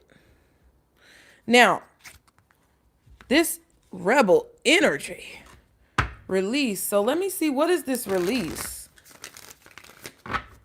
Because rebel is 22. Release is 30.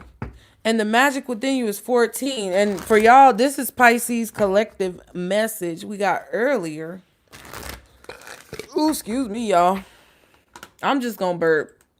People be like, oh, you be burping on camera. Yes. I'm a human. Just like you burp and fart and shit in comfort and privacy of your own home. I'm doing the same thing. You better be glad I ain't farting on here. Shit. I ain't like that. But if I got a burp, I ain't gonna hold it in. Got me fucked up. Okay. But let's see, Spirit. What is this release card when it comes to the advice you gave Pisces earlier? What is Dios? What is this release card? Ooh. Ooh, that Queen of Swords wanted to come out too. I'm going to pull it out because it was right on the edge. Three of Swords. It's Three of Swords came out. Queen of Swords. Oh, man. The Nine of Cups. I'm going to read what you said, Daisha. Quest, don't be laughing at me. I'm just playing. You can laugh at me. Nine of Cups and the Hangman. So Nine of Cups and Hangman is all your energy, Pisces.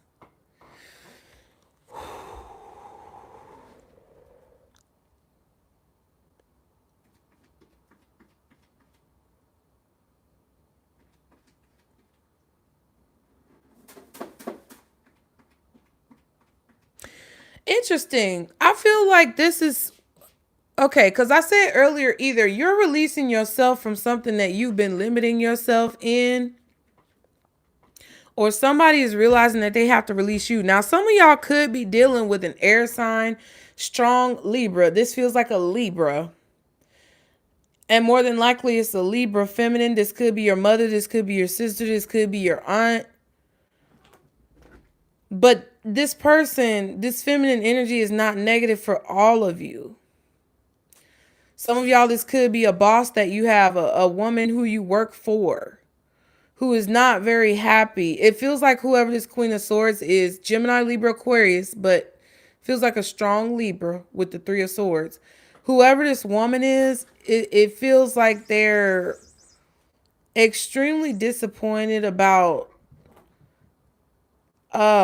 just pain and heartbreak or something that they feel hurt by.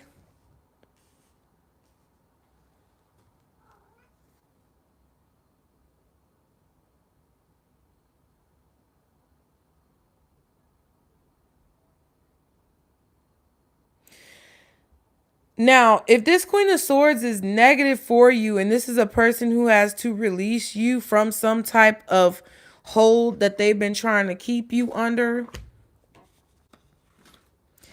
it feels like it feels like the reason that they're disappointed is because you're getting something that you want, even though they put you in a very negative position or they put you in a very precarious position.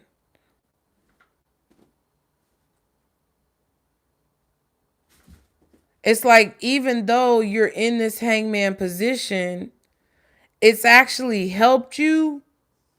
And it kind of feels like this person is upset by that.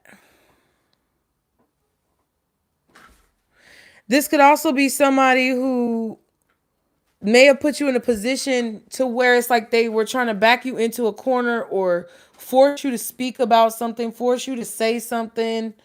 But it's like you're not saying something because this is Four Swords.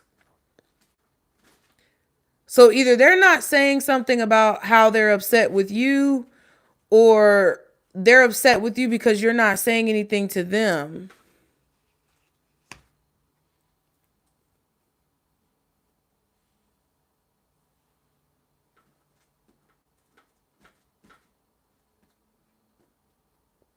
And because of that, it's got them upset because they want to cause you to have to say something to them.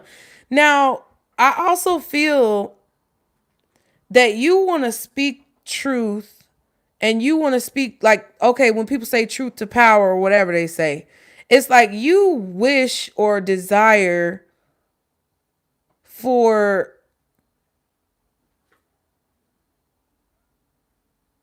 something that you are saying or communicating to move you through a sad or disappointing situation.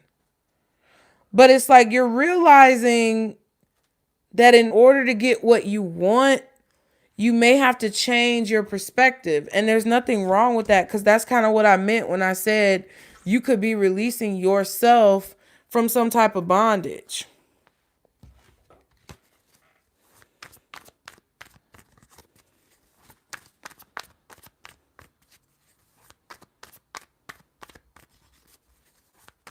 What's this Queen of Swords, Three of Swords for Pisces? What? The King of... Get the fuck out of here. These mental games. Daisha said, my body feel like spirit be twirling that wand in that Page of Wands card. Forcing me to go to sleep in the middle of the day. Like, fuck that black tea you drank. Go to sleep now. You know what? I'm going to tell you something, Daisha. I learned And I know it might sound counterintuitive again, but I learned that when I get extremely excessively sleepy like that, that either is something that I'm exerting too much energy on, or it's something that I maybe shouldn't be doing right at that moment, or it's some type of spiritual attack or energetic psychic energy that's coming in that I need to sleep to get off of me. What is it, girl?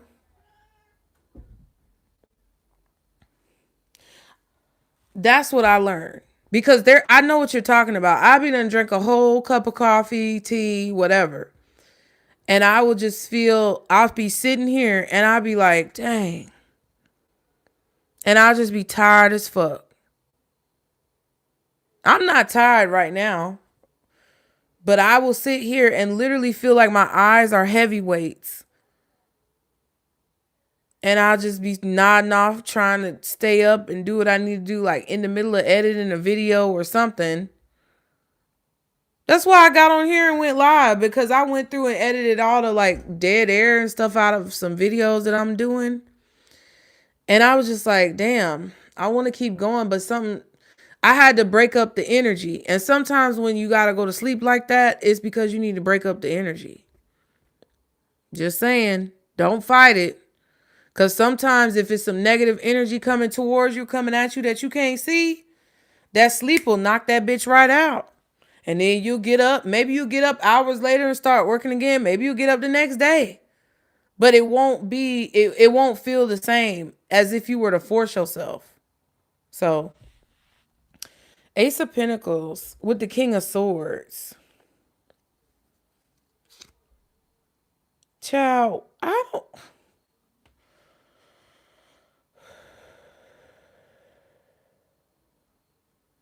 And the Three of Wands.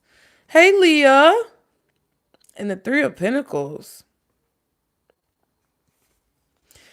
It kind of feels, Pisces, like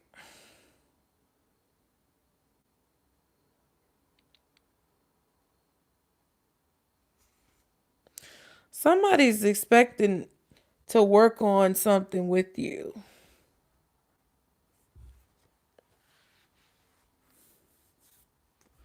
And I don't know if you should work with this person. Because you're doing something on your own. It feels like you're doing something. Let me show you. Because this is the past, right? You're doing something on your own, right? And you may be worried about manifesting some type of opportunity, or whether or not you'll be able to manifest an opportunity. I've been here for a while. But it's okay. Come on in. You may be worried about being able to manifest an opportunity, or whether or not you should take an opportunity that you manifested. But then it's like, whatever this King of Swords is coming with, it feels like they're expecting to work with you or to gain something from what you bring in, or the abundance that you bring in a situation. But what I don't like about that, coming out with the King of Swords, is that you have this Nine of Pentacles, but then you have the Eight of Swords and the Magician, which is kind of like, okay, are we manipulating a situation? Like, is somebody manipulating a situation to put you in your head so that you feel like you have to partner with this person? It's like somebody's creating some fake opportunity and trying to package it as something that they are an expert in, or something that you need to do. But it's like, you know that you're not going to get what you want to get in the situation. So you may not speak to this person, or you may not communicate with this person, because you know whenever you get the Eight of Swords and the Magician, that's some bullshit going on. Somebody trying to manipulate the situation or create some type of chaos or illusions to put you in your head. That's some bullshit. And I don't like the fact that it came out with the Ace of Pentacles and the Nine of Pentacles in between. Because it feels like that's someone trying to get in the middle of your 10 of Pentacles and making you think that you need to partner up in a business, or making you think that they're going to bring some type of value to the work that you already put in, when in reality, whatever the fuck they got going on don't even match up to the quality that you got going on. And they're just expecting to be able to convince you to share your abundance with them. What is that? That's what it looks like to me. Hey, Kanari. I've been on here for a while, but I'm chilling, boo. If you want to ask a question, y'all go ahead. I'm not putting no time frame on it. So what is this King of Swords doing real quick? I'm just doing the collective Pisces reading because we pulled some oracles earlier and it was a little interesting.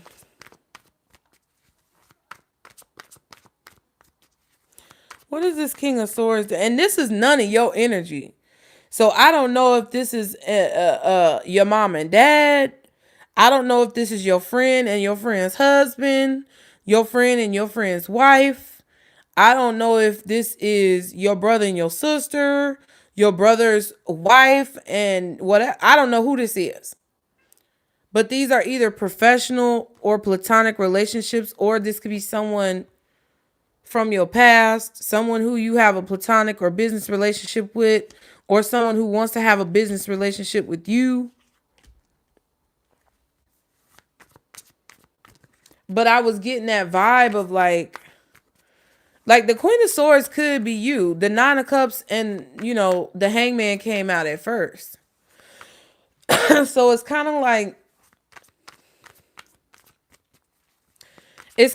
if you are this Queen of Swords and it's just talking about how you feel, there could be a King of Swords that's trying to match your energy, that's coming in to try to convince you that whatever you're doing is not from within you, that it's something that they have to give you. Kind of like one of the personals, but it kind of feels like it's more so a situation where someone's trying to manufacture chaos to convince you that you need them for something so that they can try to like leech or attach themselves to your abundance. And you kind of see clearly and have the experience from the past to tell you that that situation may disappoint you and that you need to go off and do something on your own.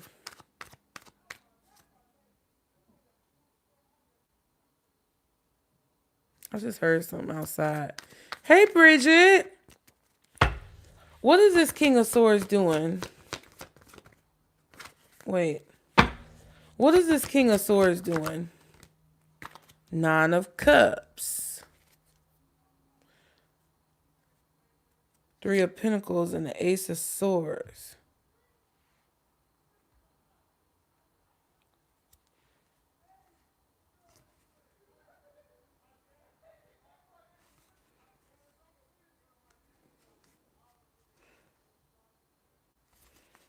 Yeah.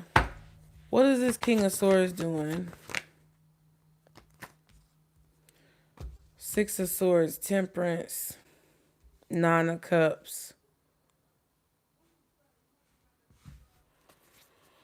Ace of Swords, Three of Wands.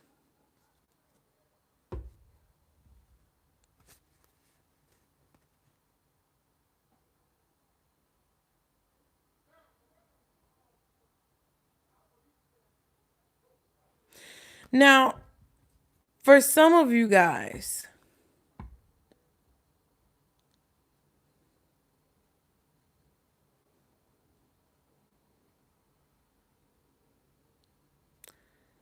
I feel that you could be getting some advice from a mentor. This could just be somebody who you're observing. It doesn't have to be somebody you know personally. And this person is helping you move forward in a balanced way towards something that you want.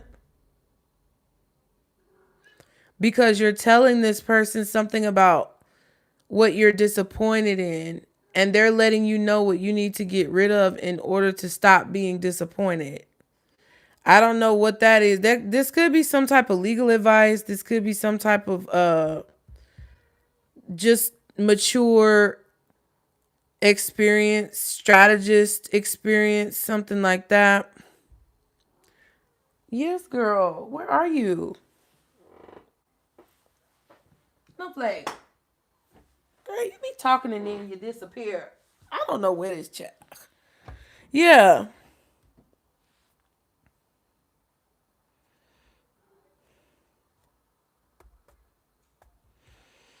I just I just want y'all to be careful because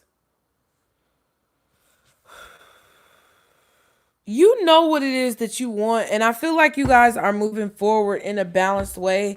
Cause I asked what is the King of Swords doing? And it just feels like the King of Swords is trying to get you to move forward in a way that not only benefits you but also benefits them in some way secondarily, or I don't think that's a word.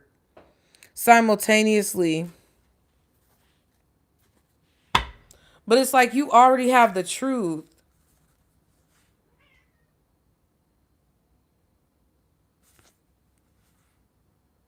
And it's like that whoever this person is thinks that they're going to tell you something that would make you choose to benefit them as well as yourself. And you just know that's not the case. It's like they're trying so hard to come off like they got your best interest in mind, but they don't. What's rebel? Yep. Go your own way. You're being called to do something a certain way. You're being called to enter into this next stage in your life in the way that you want to do it. This could even be your father, like somebody who has outdated beliefs and feels like you should do something a certain way. But it's like your spirit team wants you to do it your way with the Chariot, Rebel, Queen of Pentacles, Page of Pentacles.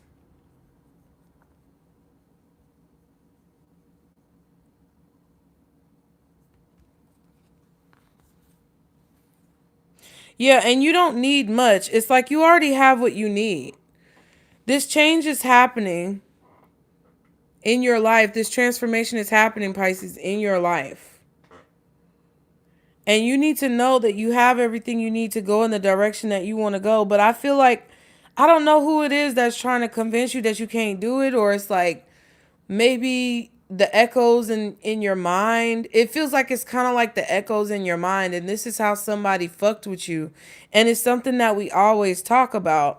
So what it feels like is that you're releasing this. Finally, you're releasing the things that your daddy told you. You're releasing the things that your ex-husband, ex-wife told you. You're releasing the shit that your mama told you. You're releasing everything that your outdated parents believed. You're releasing everything that your fake ass friends tried to do to hurt you or stop you. Because now that's 5 swords. Anything that someone did to try to sabotage your growth, stifle your growth, stop you from moving forward. It's like you're finally releasing those things. But it's like the energy of these people or the entities that were working through these people, it's like they're constantly still trying to put pressure on you. But because you're finally like letting yourself out of this limited perspective with the hangman we saw, and you're diving into this water and you're taking the steps to get out of a comfort zone and doing what you need to do to get out of that comfort zone and seeing what your priorities are and trying to balance your priorities with the new exploration that you're going on, there's going to be an emergence that you see. You're going to emerge stronger, because that's the message that I was getting earlier.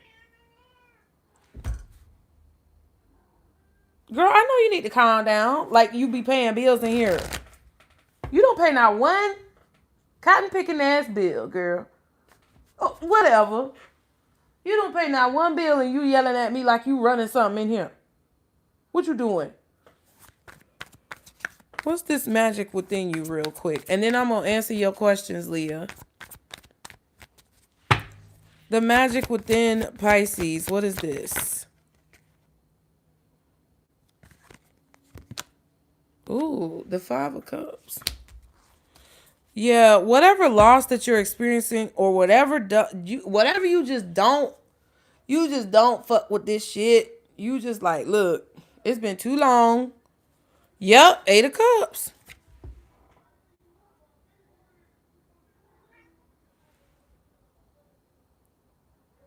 I'm trying to figure out if somebody fighting or if they just out there talking shit. Whatever you tired of, this is crazy.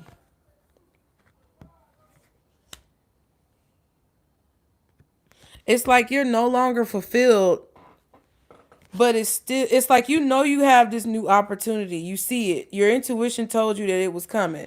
High Priestess, King of Cups, Ace of Pentacles. You saw this opportunity coming. You see it now. You're holding it. You grabbed it. You're holding it in your hand. And you're leaving behind what doesn't serve you. But it doesn't mean that shit don't hurt. But it's like, if you focus on what you've lost and don't see what you gain, then you'll stay stuck in that situation that you're leaving behind. But I feel like a lot of you are discovering that what you're going to gain is greater than what you're leaving behind, and you're putting more of your time and energy into what you're going towards, which I feel like is going to, Queen of Pentacles, Ten of Pentacles, is going to pay off exponentially. But you have to experience this loss. You can't go through it and basically like finagle or finesse your way out of feeling this. You have to feel it, and you have to accept that it feels like something that you don't necessarily like, and still be able to get up and turn around and get these two cups and take this opportunity that you've been guided. Basically, it's like this, child. It's just the way the card is set up. But you have to feel guided to take this opportunity and actually accept that that's your guidance, if that's what you feel. But still allow yourself to grieve what you've lost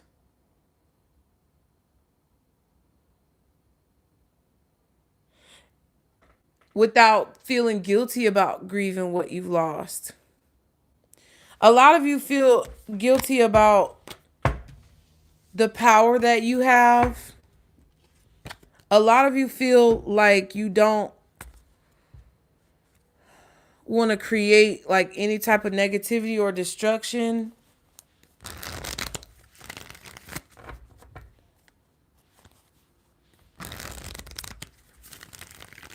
Some of you feel like your power, your gifts cause some type of destruction, or something that you're still guilty about or holding yourself responsible for, that your spirit team is telling you that it wasn't you, it was justice, it was what needed to happen. And it was just, that's just what needed to happen. It wasn't anything about what you said or what you did. It was about what needed to happen and what was meant to happen and what was basically ordained by God, by source. There was nothing that you could have done or anyone else could have done to change the outcome of your situation. And there was nothing you did or nothing anyone else did to cause the outcome of the situation. And that guilt is what your spirit team is trying to express to you to let go of, so that you won't so that you won't regret your power, or so that you won't, what is the word? Loathe your power. Your spirit team doesn't want you to loathe your power because you felt like your power at some point caused a problem. in your life.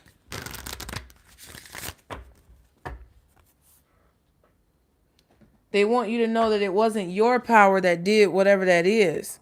They want you to know that it was already going to happen like that.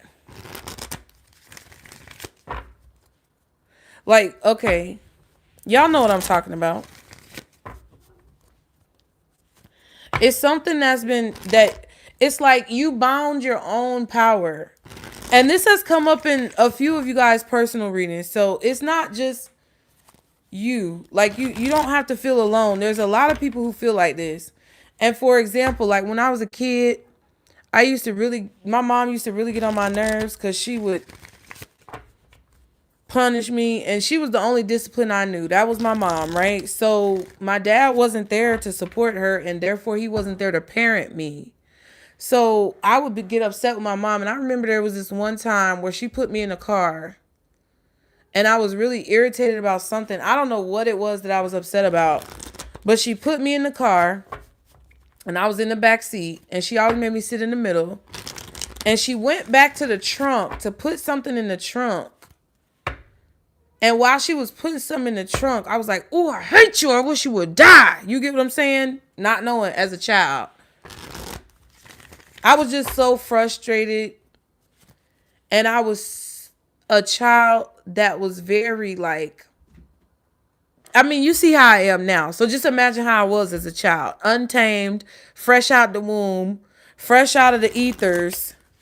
Mad because I'm here and don't know what that is. Don't know why I'm mad because I'm here. Understanding that I incarnated. Because I had a lot of things that I understood as a child.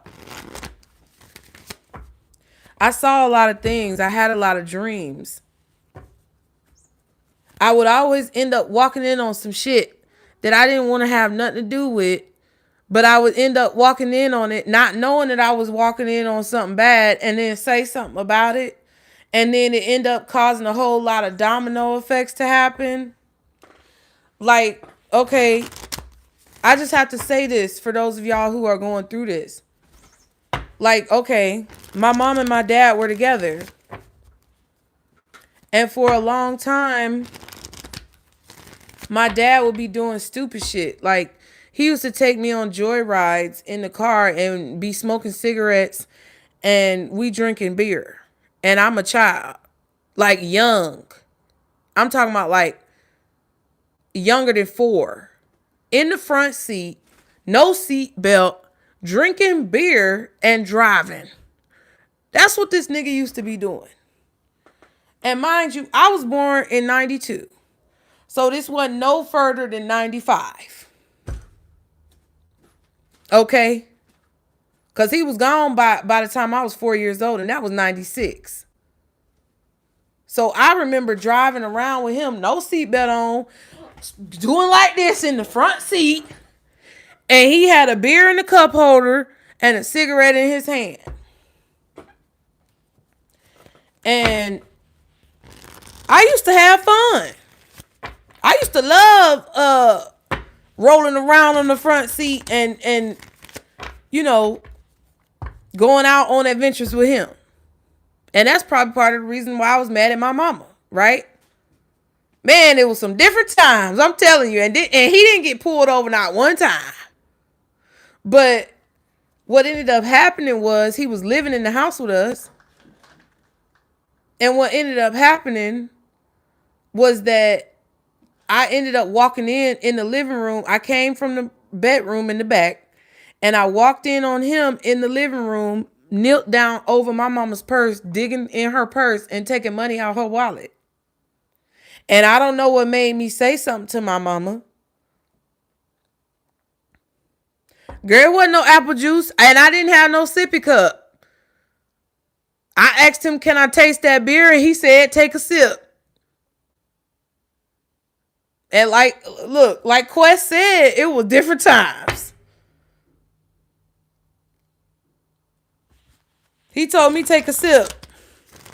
And I did. Okay. So, you know, I saw him stealing out of her purse and I said something about it. And it was just casual. It was casual. And I didn't know that I was saying, I didn't know he wasn't supposed to do that. And I think probably my mom said, you know what it was? I remember too, like talking about shit, it makes it come back. But I was so young. I was under 4 years old. And I think she asked me, did I go in her purse? And I was like, no, but I saw daddy go take some money out your purse. And then she was like, when? You know how when little kids say shit that are real young and they don't know what they said and they just snitching on everybody? That's what happened. That's what happened. And then after that, his ass was gone. So I felt guilty.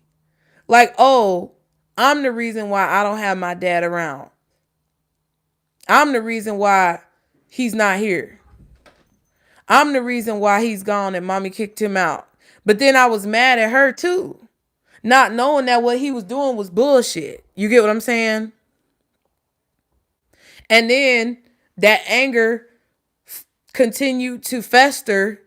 And it turned into situations where every time she would try to protect me and discipline me, I would be upset with her. And then when I said stuff like that, ooh, I don't want you to be my mama. I hate you. You get on my nerves. I wish you would die. Listen, I'm sure every kid at some point where they was really mad at their mama or their daddy, that's what they said or felt. And if you didn't, then cool, good on you. But that's where I was at.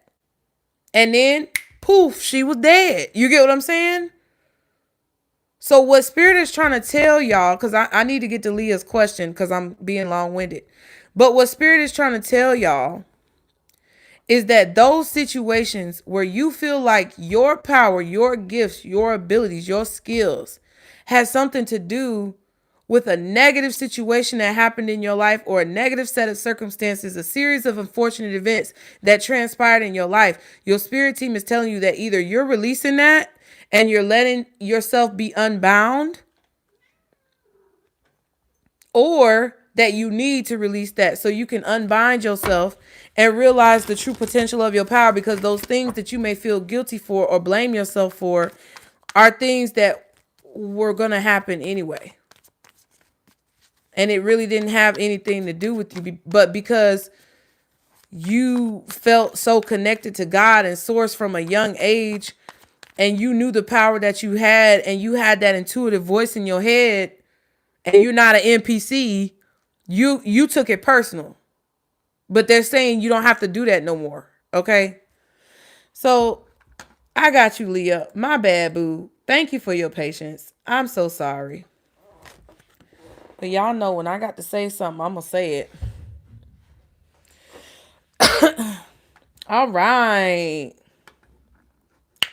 Leah. Thank you, boo. I appreciate you. Okay. So for Leah, guardian angels, archangels, spirit guides, and ancestors of the highest vibration, Father, Mother, God. When it comes to Leah's questions, first question, what's being hidden from me? Okay, Leah wants to know, Spirit, what is being hidden? You already know. Ha! That's funny. Yes, child, get the fuck out of here, girl. But let's just see.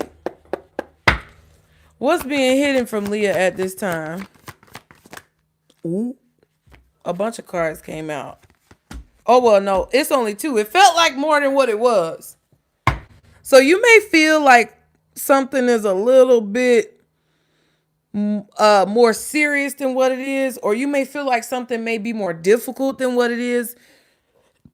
Whatever feels great or grand or large or excessive, it's probably not going to be as bad as what you think, or it's probably not going to be as hard as what you think. Now, the Emperor and the Justice card came out. What's hidden from you is somebody trying to plan a strategy. You got Libra out here. You got Taurus strongly and possibly Aries. Ace of Swords.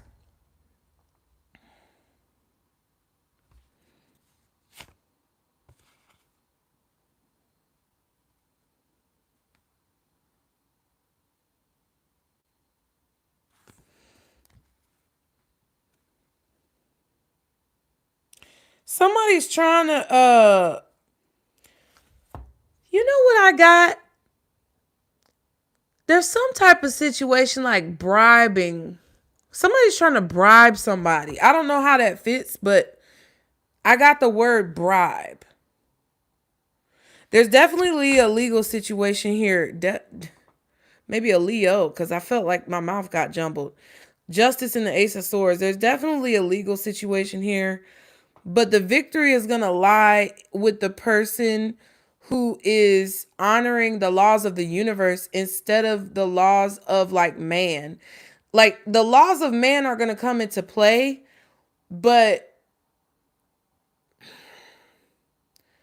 the universe is going to give victory to the person who is obeying the laws of the universe.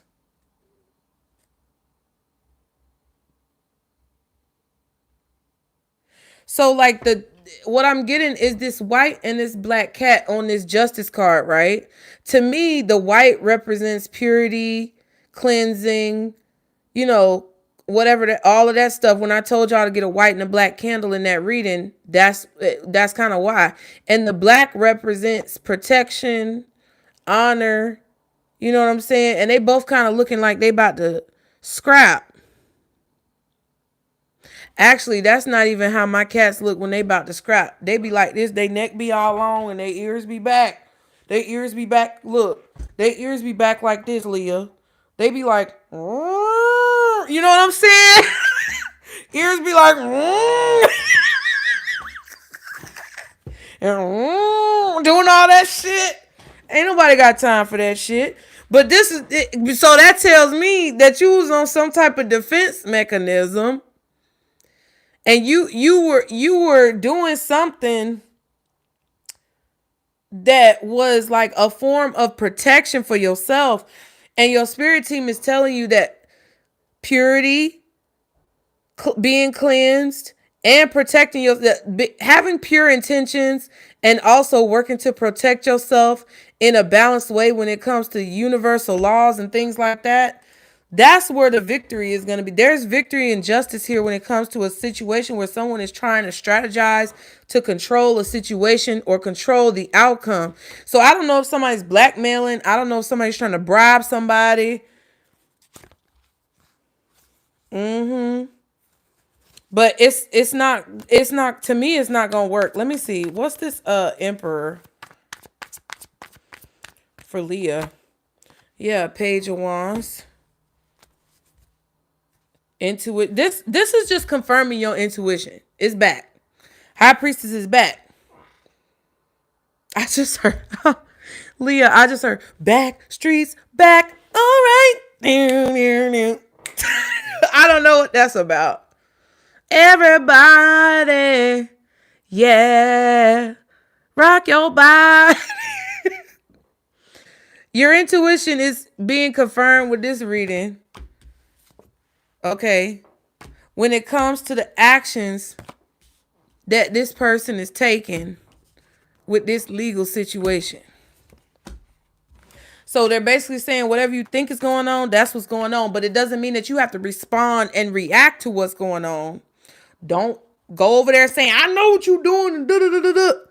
No, just let it play out. Remember what I said. Stick to the honesty and the integrity and protection. Do what you feel like you need to do. One card for justice when it comes to this situation. Ooh, Eight of Swords. Ooh.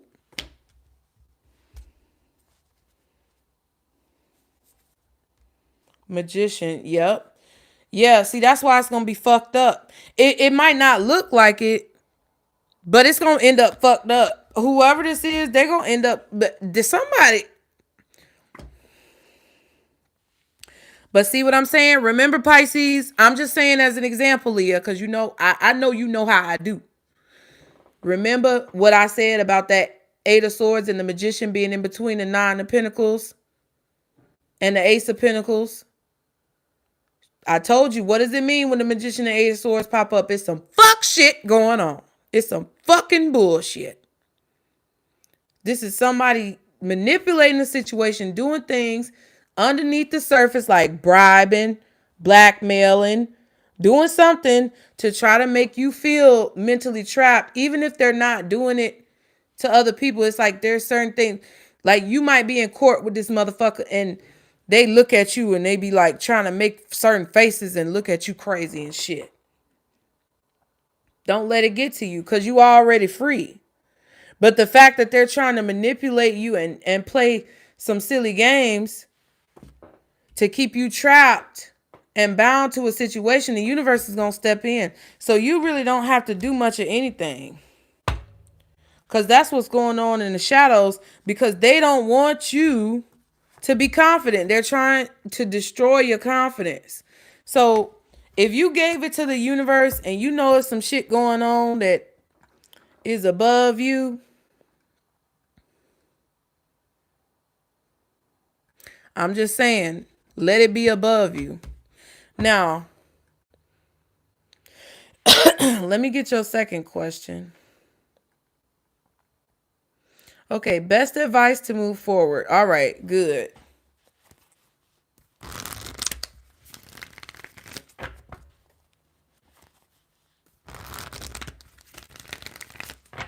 And see, the fucked up part is, Leah, whoever this is, they knew before they went down this path that it wasn't a good path to go down. But they still did it anyway. And what you have to understand is that you're being guided down a certain path yourself.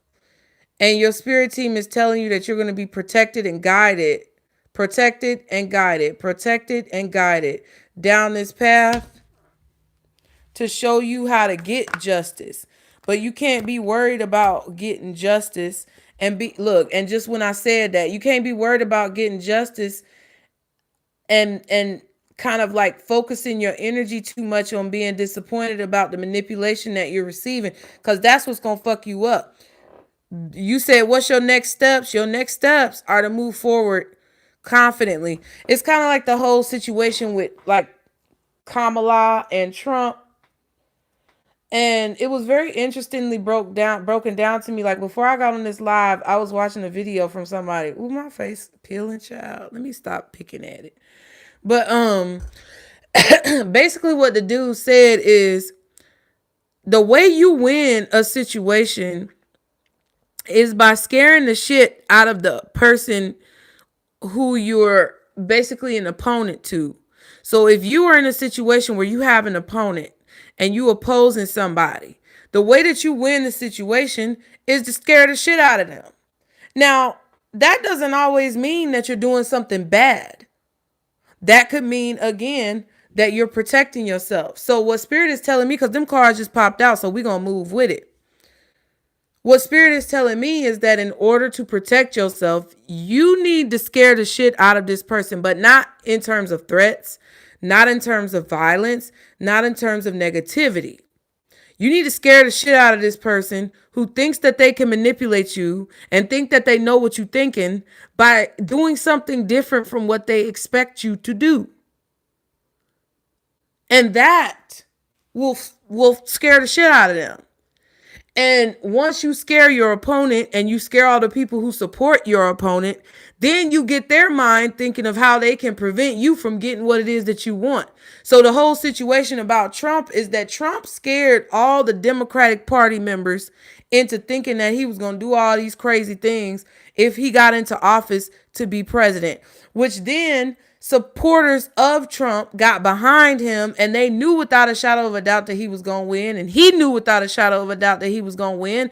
And then he was saying and doing things to scare the shit out the Democrats and the liberals to make them think that he was going to win. So all that they were focused on was him winning, not knowing that subconsciously that was manifesting the victory in that motherfucker's lap.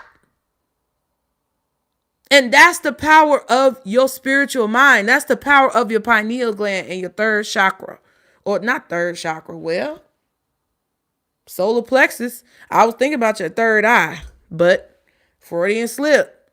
So what you need to do is scare the shit out this motherfucker and focus on appreciating the fact that you have this knowledge and this vision and back up from the situation so you're not so close to it, so that you can see the higher perspective of how that can help you gain the result that you want, because you already know that you're going to come out where you need to be.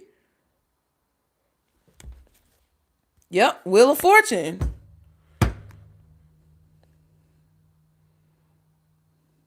Shift your focus from what you don't want or from what you don't have to what you already know you got.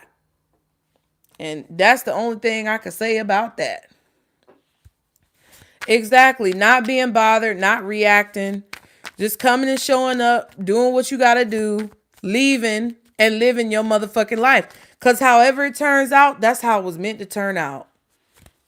But the fact that this person is manipulating the situation and you know it, then you could say, you know what? Because that is wrong, and because I'm not being treated fairly, then I know that my God, the God I serve, whatever you say, whoever you believe in. But me personally, I would be in the mentality of, I know my God not gonna let that shit happen. And the only time when I get fucked up is when I start thinking about what somebody else is doing, and it takes my focus off what I'm doing. Okay? Alarms. Sirens. What's the advice for Leah, Spirit? Ooh, stop giving away your power right now. Child. I said what I said, honey. Okay? I know you know, Leah. I know you know. I felt like a piece of hair was in my mouth, child. I know you know, but it's still hard to remember. It's still hard to put in practice all the time when you're constantly getting bombarded with people's bullshit. It's crazy. Wait, what you say? He lied on me and tried to take my son. I came with receipts in court and shut it down. There's a schedule now for visitation, and I'm worried he's trying to manipulate my son. Yeah, and that's the thing. Listen, I'm worried about the same thing, but one thing I realized is that the more you try to overcompensate for something that you think is going on, which is probably going on, right? But I learned some lessons the hard way with my children, with my sons, right? And there are certain times where things just got too out of hand, and I had to go ahead and sit them down and let them know some things. So it's going to be balanced when it comes to this. But what I learned with my sons is that the more I tried to overcompensate just without any issues coming up, like if there was an issue that came up, okay. But the more I tried to overcompensate without the presence of an actual issue, the more I would shoot myself in the foot. Okay? And the more confused they will end up. And I'm not going to say I'm a perfect mother, because I'm not striving to be mother of the year, but I'm also not striving to be donkey of the day. Okay? But what I'm saying is, I try to constantly improve, and I'm trying to do my best to improve with my kids. I'm exhausted as fuck. And I'm tired. And sometimes I don't know what the right decision is to make. But what I do try to do is improve. And the more that you try to correct whatever manipulation is going on with your son, the more that you may cause further damage.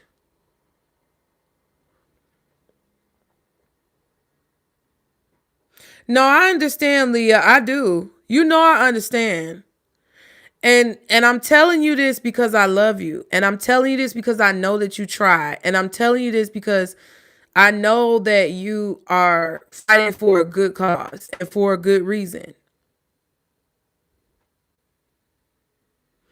But the more that you allow that to work you up, the less energy that you have to put into your son.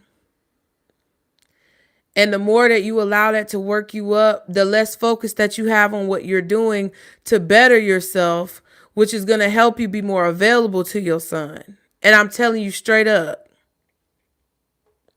because if you want your son to succeed, the thing is, kids ain't stupid.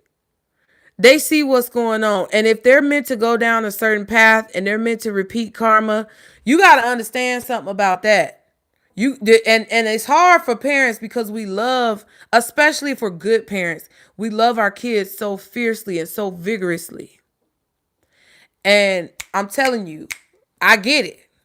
Because I'm the type of mom that, where they at? Where they at? And we ain't you know what I'm saying? That's the type of mom that I am. Tell me that somebody fucking with you. I'm not gonna go for the kid. Where's they mama? Where's they mama? Because we need to have a conversation. And if the conversation go left, you better get your kid or I'm gonna come back for you again. And that's just what it is. Because that's the type of mama I am. So if the other parent is doing that, oh baby, the only thing saving you is that they got half of you in them. Because if you was not blood to them, because what I know is the loss of a parent. And I understand some people take it there where they go on ahead and send folks on to glory. But like I told members when we were on live for the weekly, sometimes I wish, what was that old song that I think R. Kelly made? I wish. But listen, I would never do that because that will put my children in the same traumatic place emotionally and mentally and spiritually that I was in. And not only would it put them in that place for that person that I did harm to, you know, if I was to decide to do that, I'm not saying it's a real situation. This is an example. I have to be clear for this platform. But they would not only lose that person, but they would lose me as well. And that would be double the trauma. So at the end of the day, even though you have that fierce love for your child, you have to think about in the long run, put yourself in that position. It's kind of like, I think that's probably why I had to tell the story about my dad before your reading. Okay, come on. Spirit trying to tell y'all something about this. I had to tell that story about my dad and how the situation was going on with my mom before your reading, because you got to understand. I saw what my dad was doing and I didn't understand it completely, but I knew something was spoiled in the buttermilk, bitch. Something wasn't right. And it was some funky tomfoolery and bullshit going on, which more than likely is what prompted me to say what I said. So you got to have more faith in your kids. And you have to just pray and ask God to protect them and do whatever it is that you need to do to offset that bullshit by bringing positivity into their lives. And the only way that you can do that is to be energetic and ready and focused so that you can get what you need done in order to keep them stable and taken care of, and also have enough energy to show up for them and give them the positivity that's being drained from them by that other parent who is only giving negativity. Okay? And I said what I said. Thank you, Leah. I appreciate you, boo.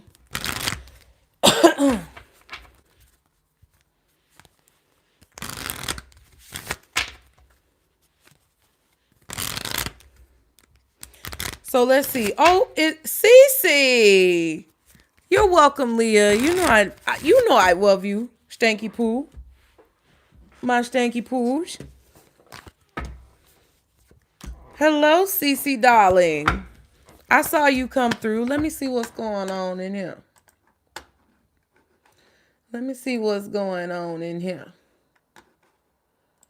This thing just do the most, child.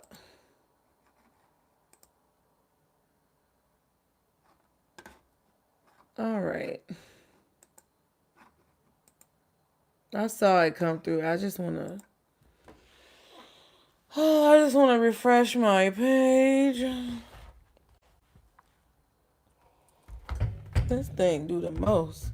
I hope y'all are still doing well. I told y'all we just chilling tonight. I'm just in here checking on y'all. I'm just in here checking in, making sure we all good. All right, CeCe, let's get to it, boo.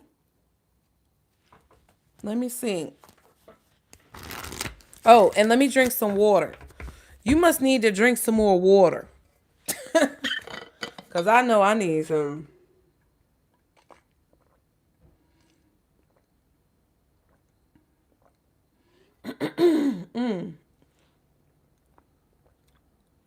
Oh, excuse me.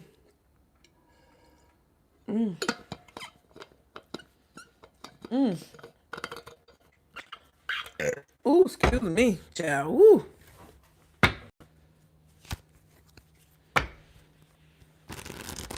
I'm telling you, Daisha, that is for real. Okay, good, CeCe. I'm glad you're drinking you some water, girl. All right. Let us see. Let me see. Ooh, come on now.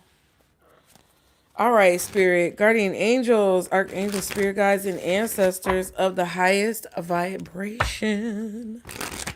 Father, Mother, God, for CeCe. Okay, number one question for CeCe, Spirit. Can we restore this relationship? And number two, will we be able to co-parent successfully? Child. Ooh. I feel like I need to light some Palo Santo. So what I'm feeling, I've been getting channel messages for everybody, CeCe, so you're not the only one. All night, and Leah too. All night, we've been getting channel messages on your questions. So I feel like Spirit really wants to speak to you from a place of, I don't want to say purity or authenticity, because it's not that the cards are impure or inauthentic. They just want you to kind of have something off the cuff. And CeCe, what I'm getting for you is that if you're going to make this relationship work, you got to cleanse the things that don't work. You got to remove the things that don't work. And part of removing the things that don't work, ooh, that was close. That was a close one. Okay. Part of removing the things that don't work is letting the past kind of be in the past. It's like I'm getting this vibe where if you want things to work, you can't keep holding on to what's happened. Because if you're going to keep holding on, and I'm not saying just you, I'm saying both of y'all. If y'all hold on to things in the past that were like grievances or things that really grinded your gears, G words, I don't know where the letter G is coming in, but if you hold on to those things, it's not going to be possible for you to make the relationship work unless both of you are willing to move forward on a fresh page and let the hurt of the past go. And if you can't do that, you got to be real with yourself now. Because if you can't do that or they can't do that, then you might as well not even go on and waste your time. And it don't have to be no hard feelings. It's just let's be adults and let's be real with ourselves. Because you talking about co-parenting. It's a child involved. You don't need to take that child through any extra trauma or negativity.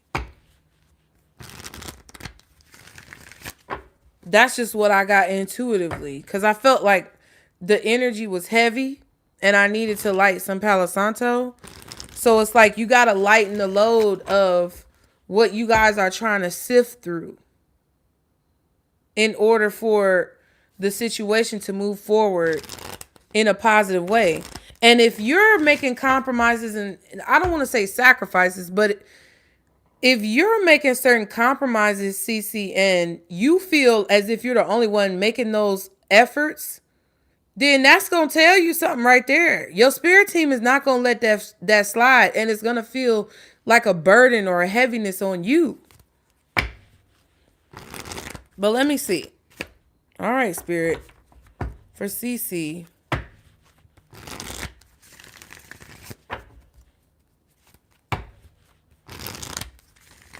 Can CeCe and her co-parent restore this relationship? First of all, can they restore this relationship? Girl, I need to ask you a question. Do you really want to be with them?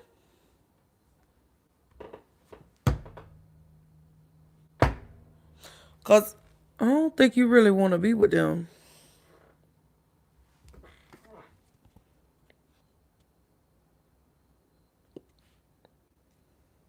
Oh, yep.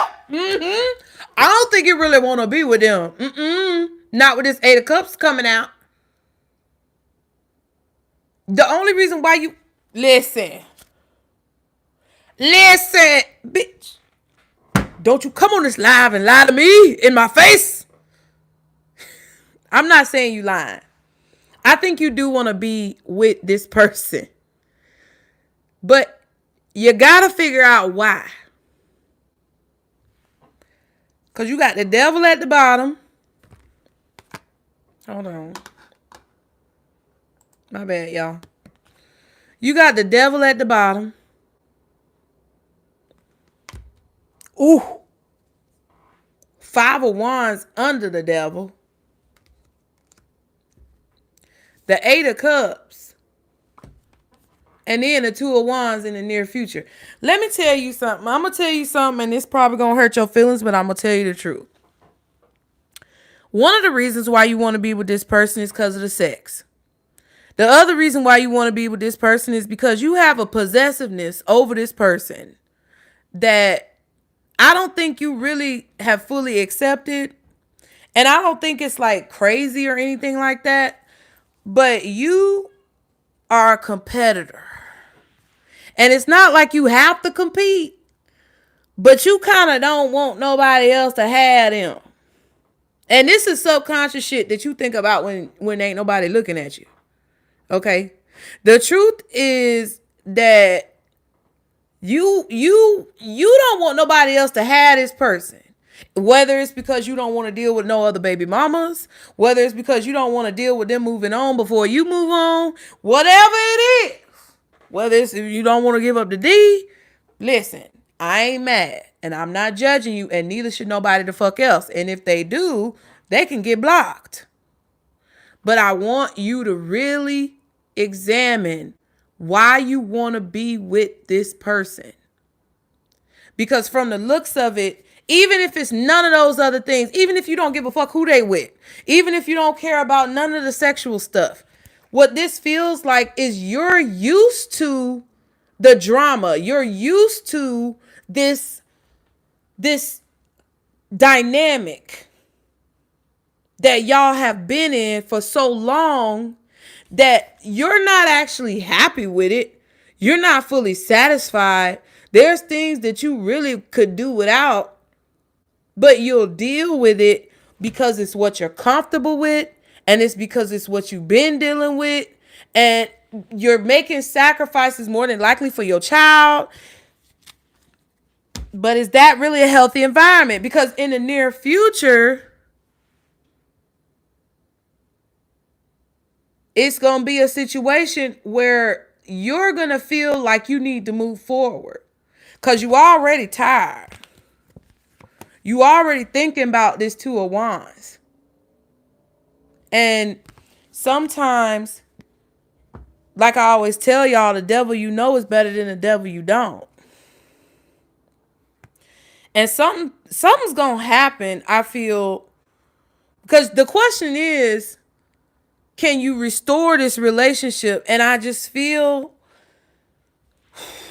that's why I said it's some baggage that y'all need to let go of, because I feel like you won't be able to restore it if they're not putting in the same effort as you. You're going to resent this person and you're going to continue to feel unfulfilled until you accept the fact that this is not truly what you want, but that you are settling and have the courage to finally move forward. Because it's going to be something that really get on your nerves that they do. And then you're going to be like, look, I can do bad all by myself. And I'm tired of this shit. I don't even really want you like that. And you might slip up and say something hurtful. So just be, I'm just saying, let me just see real quick. What's this Eight of Cups? Oop, see what I'm saying? Five of Cups. I get it though. I get it. You want to try to, you the type of Pisces or person, because I'm not going to define you as a Pisces and put you in that box, but you're the type of person who's like, you know what? I'm going to do everything that I can to try to make this work because I don't want to have any regrets personally before I walk away. And I don't want to cause anyone else to feel like they weren't given a fair chance. But now it's time to choose you. Because what it feels like is you just don't feel appreciated. And I keep going back to this situation where the effort that you putting in is kind of like singular to you, like a heaviness or a burden is on you. So if it's like you are the one who wants to fix it and you are the one who wants to resolve the situation and you are the one who's making compromises and it's always you, then that's a no. And that's why Spirit is telling you, like, you about to understand. I think it's going to be something that happens that takes you over the edge and pisses you off because your spirit team is going to want you to go ahead and exit, okay? Keeping it real. That's why I asked you to examine. Now, over the next few days and weeks, they want you to examine why you really want to be there in a relationship. Now, because I think that's why you asked the question, will we be able to co-parent successfully? Because you already 1 foot out the door. Now, will CeCe and her co-parent be able to co-parent successfully?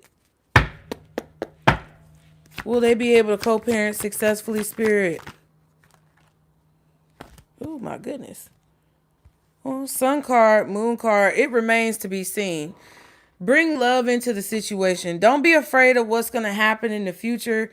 Don't be worried about that, because I feel like part of the reason why you're hesitating to move forward is because you're worried about the drama that would ensue if y'all are not together. Your spirit team is saying don't bring that negativity into the situation and prevent yourself from moving forward into the future that you kind of feel pulled towards.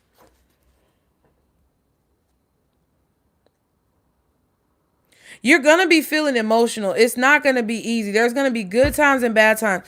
Because the sun card was trying to come out with this, and I don't know where it went. But it was trying to come out, and the sun and the moon is, like y'all told me before, ooh, it's eclipse energy. So it's kind of unclear right now if y'all will be able to co-parent successfully, because I just feel like the energy is too volatile, not in a negative way, but it's kind of like shifting too much for Spirit to be able to pinpoint exactly what's going to happen. But you are going to be feeling emotional in the situation. And what they're, I think, trying to warn you against and advise you against is letting your emotions get in the way of how you attempt to co-parent. Just the same way as you're attempting to salvage this and give it all you got, they want you to do the same thing for co-parenting, even if you get triggered by some fuck shit. Okay? Because the Five of Pentacles is at the bottom. King of Pentacles. Yeah, it's like unknown how you and your co-parent are going to feel. What's the moon and the Ace of Cups? Well, first of all, what's the moon? Six of Cups. Two of Swords.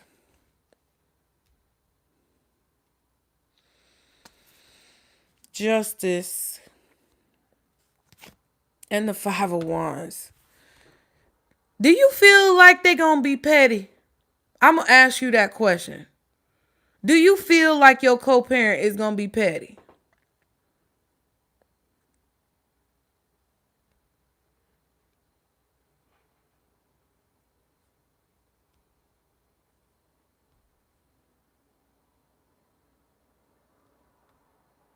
Okay, because I got that vibe. And if you let me stop being messy. But I'm not laughing at you. It's just I feel we here, okay? That's why I asked that question, is because the Two of Swords. And then the Five of Wands is popping back up. Okay, with this Justice card.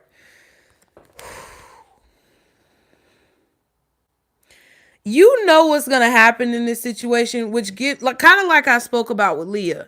You know what's gonna happen in this situation, which gives you the upper hand and the advantage on how to move forward as you progress through this landmine, this field of landmines that this motherfucker is apparently planning on causing. And I'm not saying that they're gonna be negative. I know you're gonna be irritated by things that this person does. And it's all gonna work out the way it needs to work out with the Justice card, because that's a good sign. Okay. Whatever drama or conflict that you face, that's gonna be what is supposed to happen for whatever reason. Okay.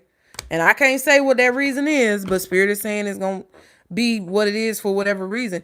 But it's like you already know that this Six of Cups situation is going to be whatever you don't see, whatever you're not sure about with this Moon card. It's like you're on point. Like however you feel about it, that's how it's probably going to turn out. Your intuition is correct. That's why I asked you what I asked you.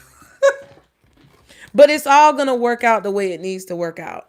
And if you continue to show love to your child, like, same situation, you gotta be the change that you want to see. And I know sometimes it's irritating, but it literally will put you in a situation where you will have no regrets moving forward.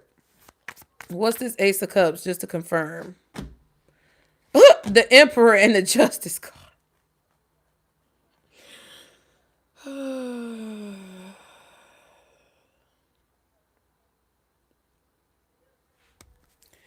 You got to understand that it's going to be because he hurt.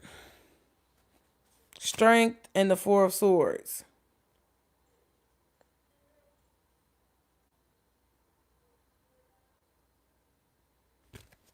Yeah, it's going to be because he hurt, girl.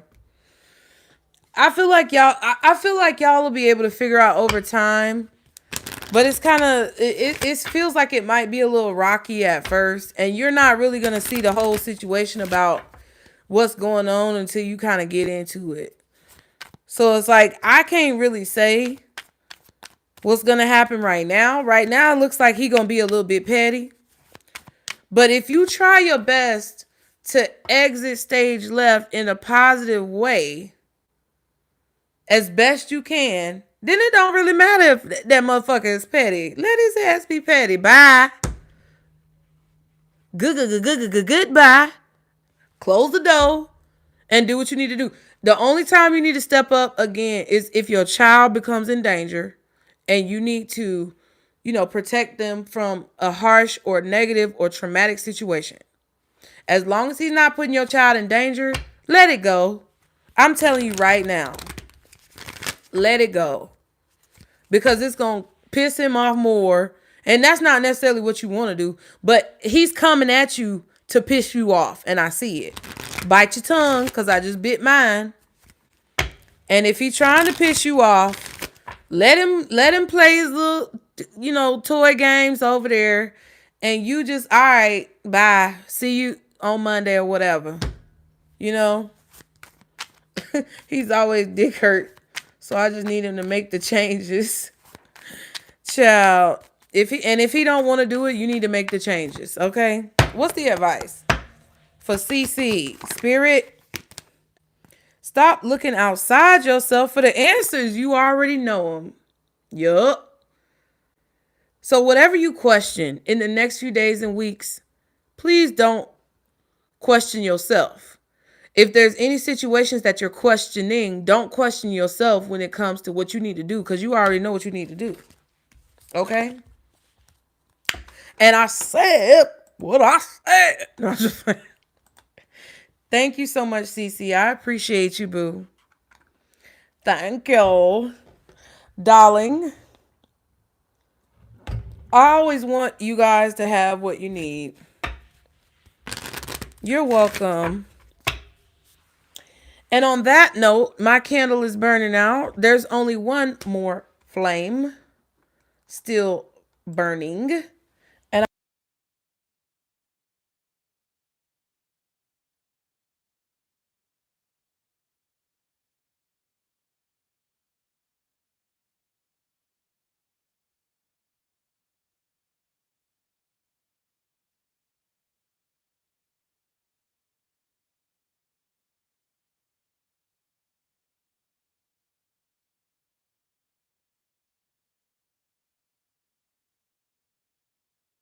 oh dang, my bad, y'all. What is the last thing you heard me say? Damn, how did I do that? That's how I did it. Okay. I okay. Cool it now. Ooh, watch out. Oh yes. See? There is no coincidence in these readings. It blows my mind. So the candles was burning out. So I'm gonna go ahead and head out because I think we covered everybody. But y'all, okay, let me ask y'all a question. Personal question. This is what I be talking to my members about. This is how me and the members be talking. Y'all, should I go to this birthday party tomorrow? I got invited to a birthday party tomorrow. And cause I was saying that if you want me to come on, I might come on and do some more questions. Just see at different times if folks want to ask questions. I just want to, be productive this weekend, get some things done, raise a little bit of money to help with my bills and things like that. Quest, you talking about no? What you talking about? You telling me I shouldn't go to the birthday party? Quest, don't be petty now.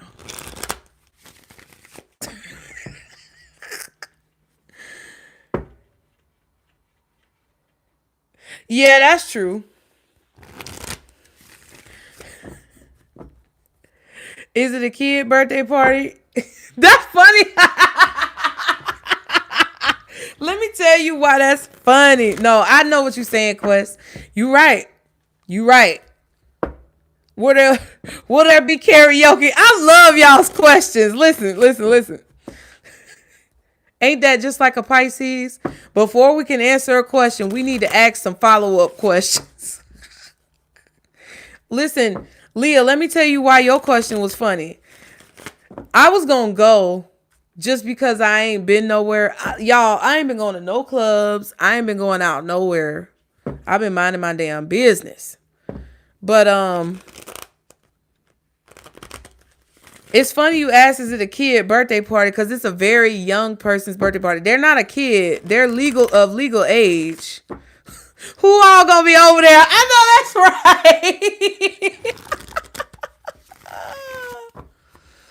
right.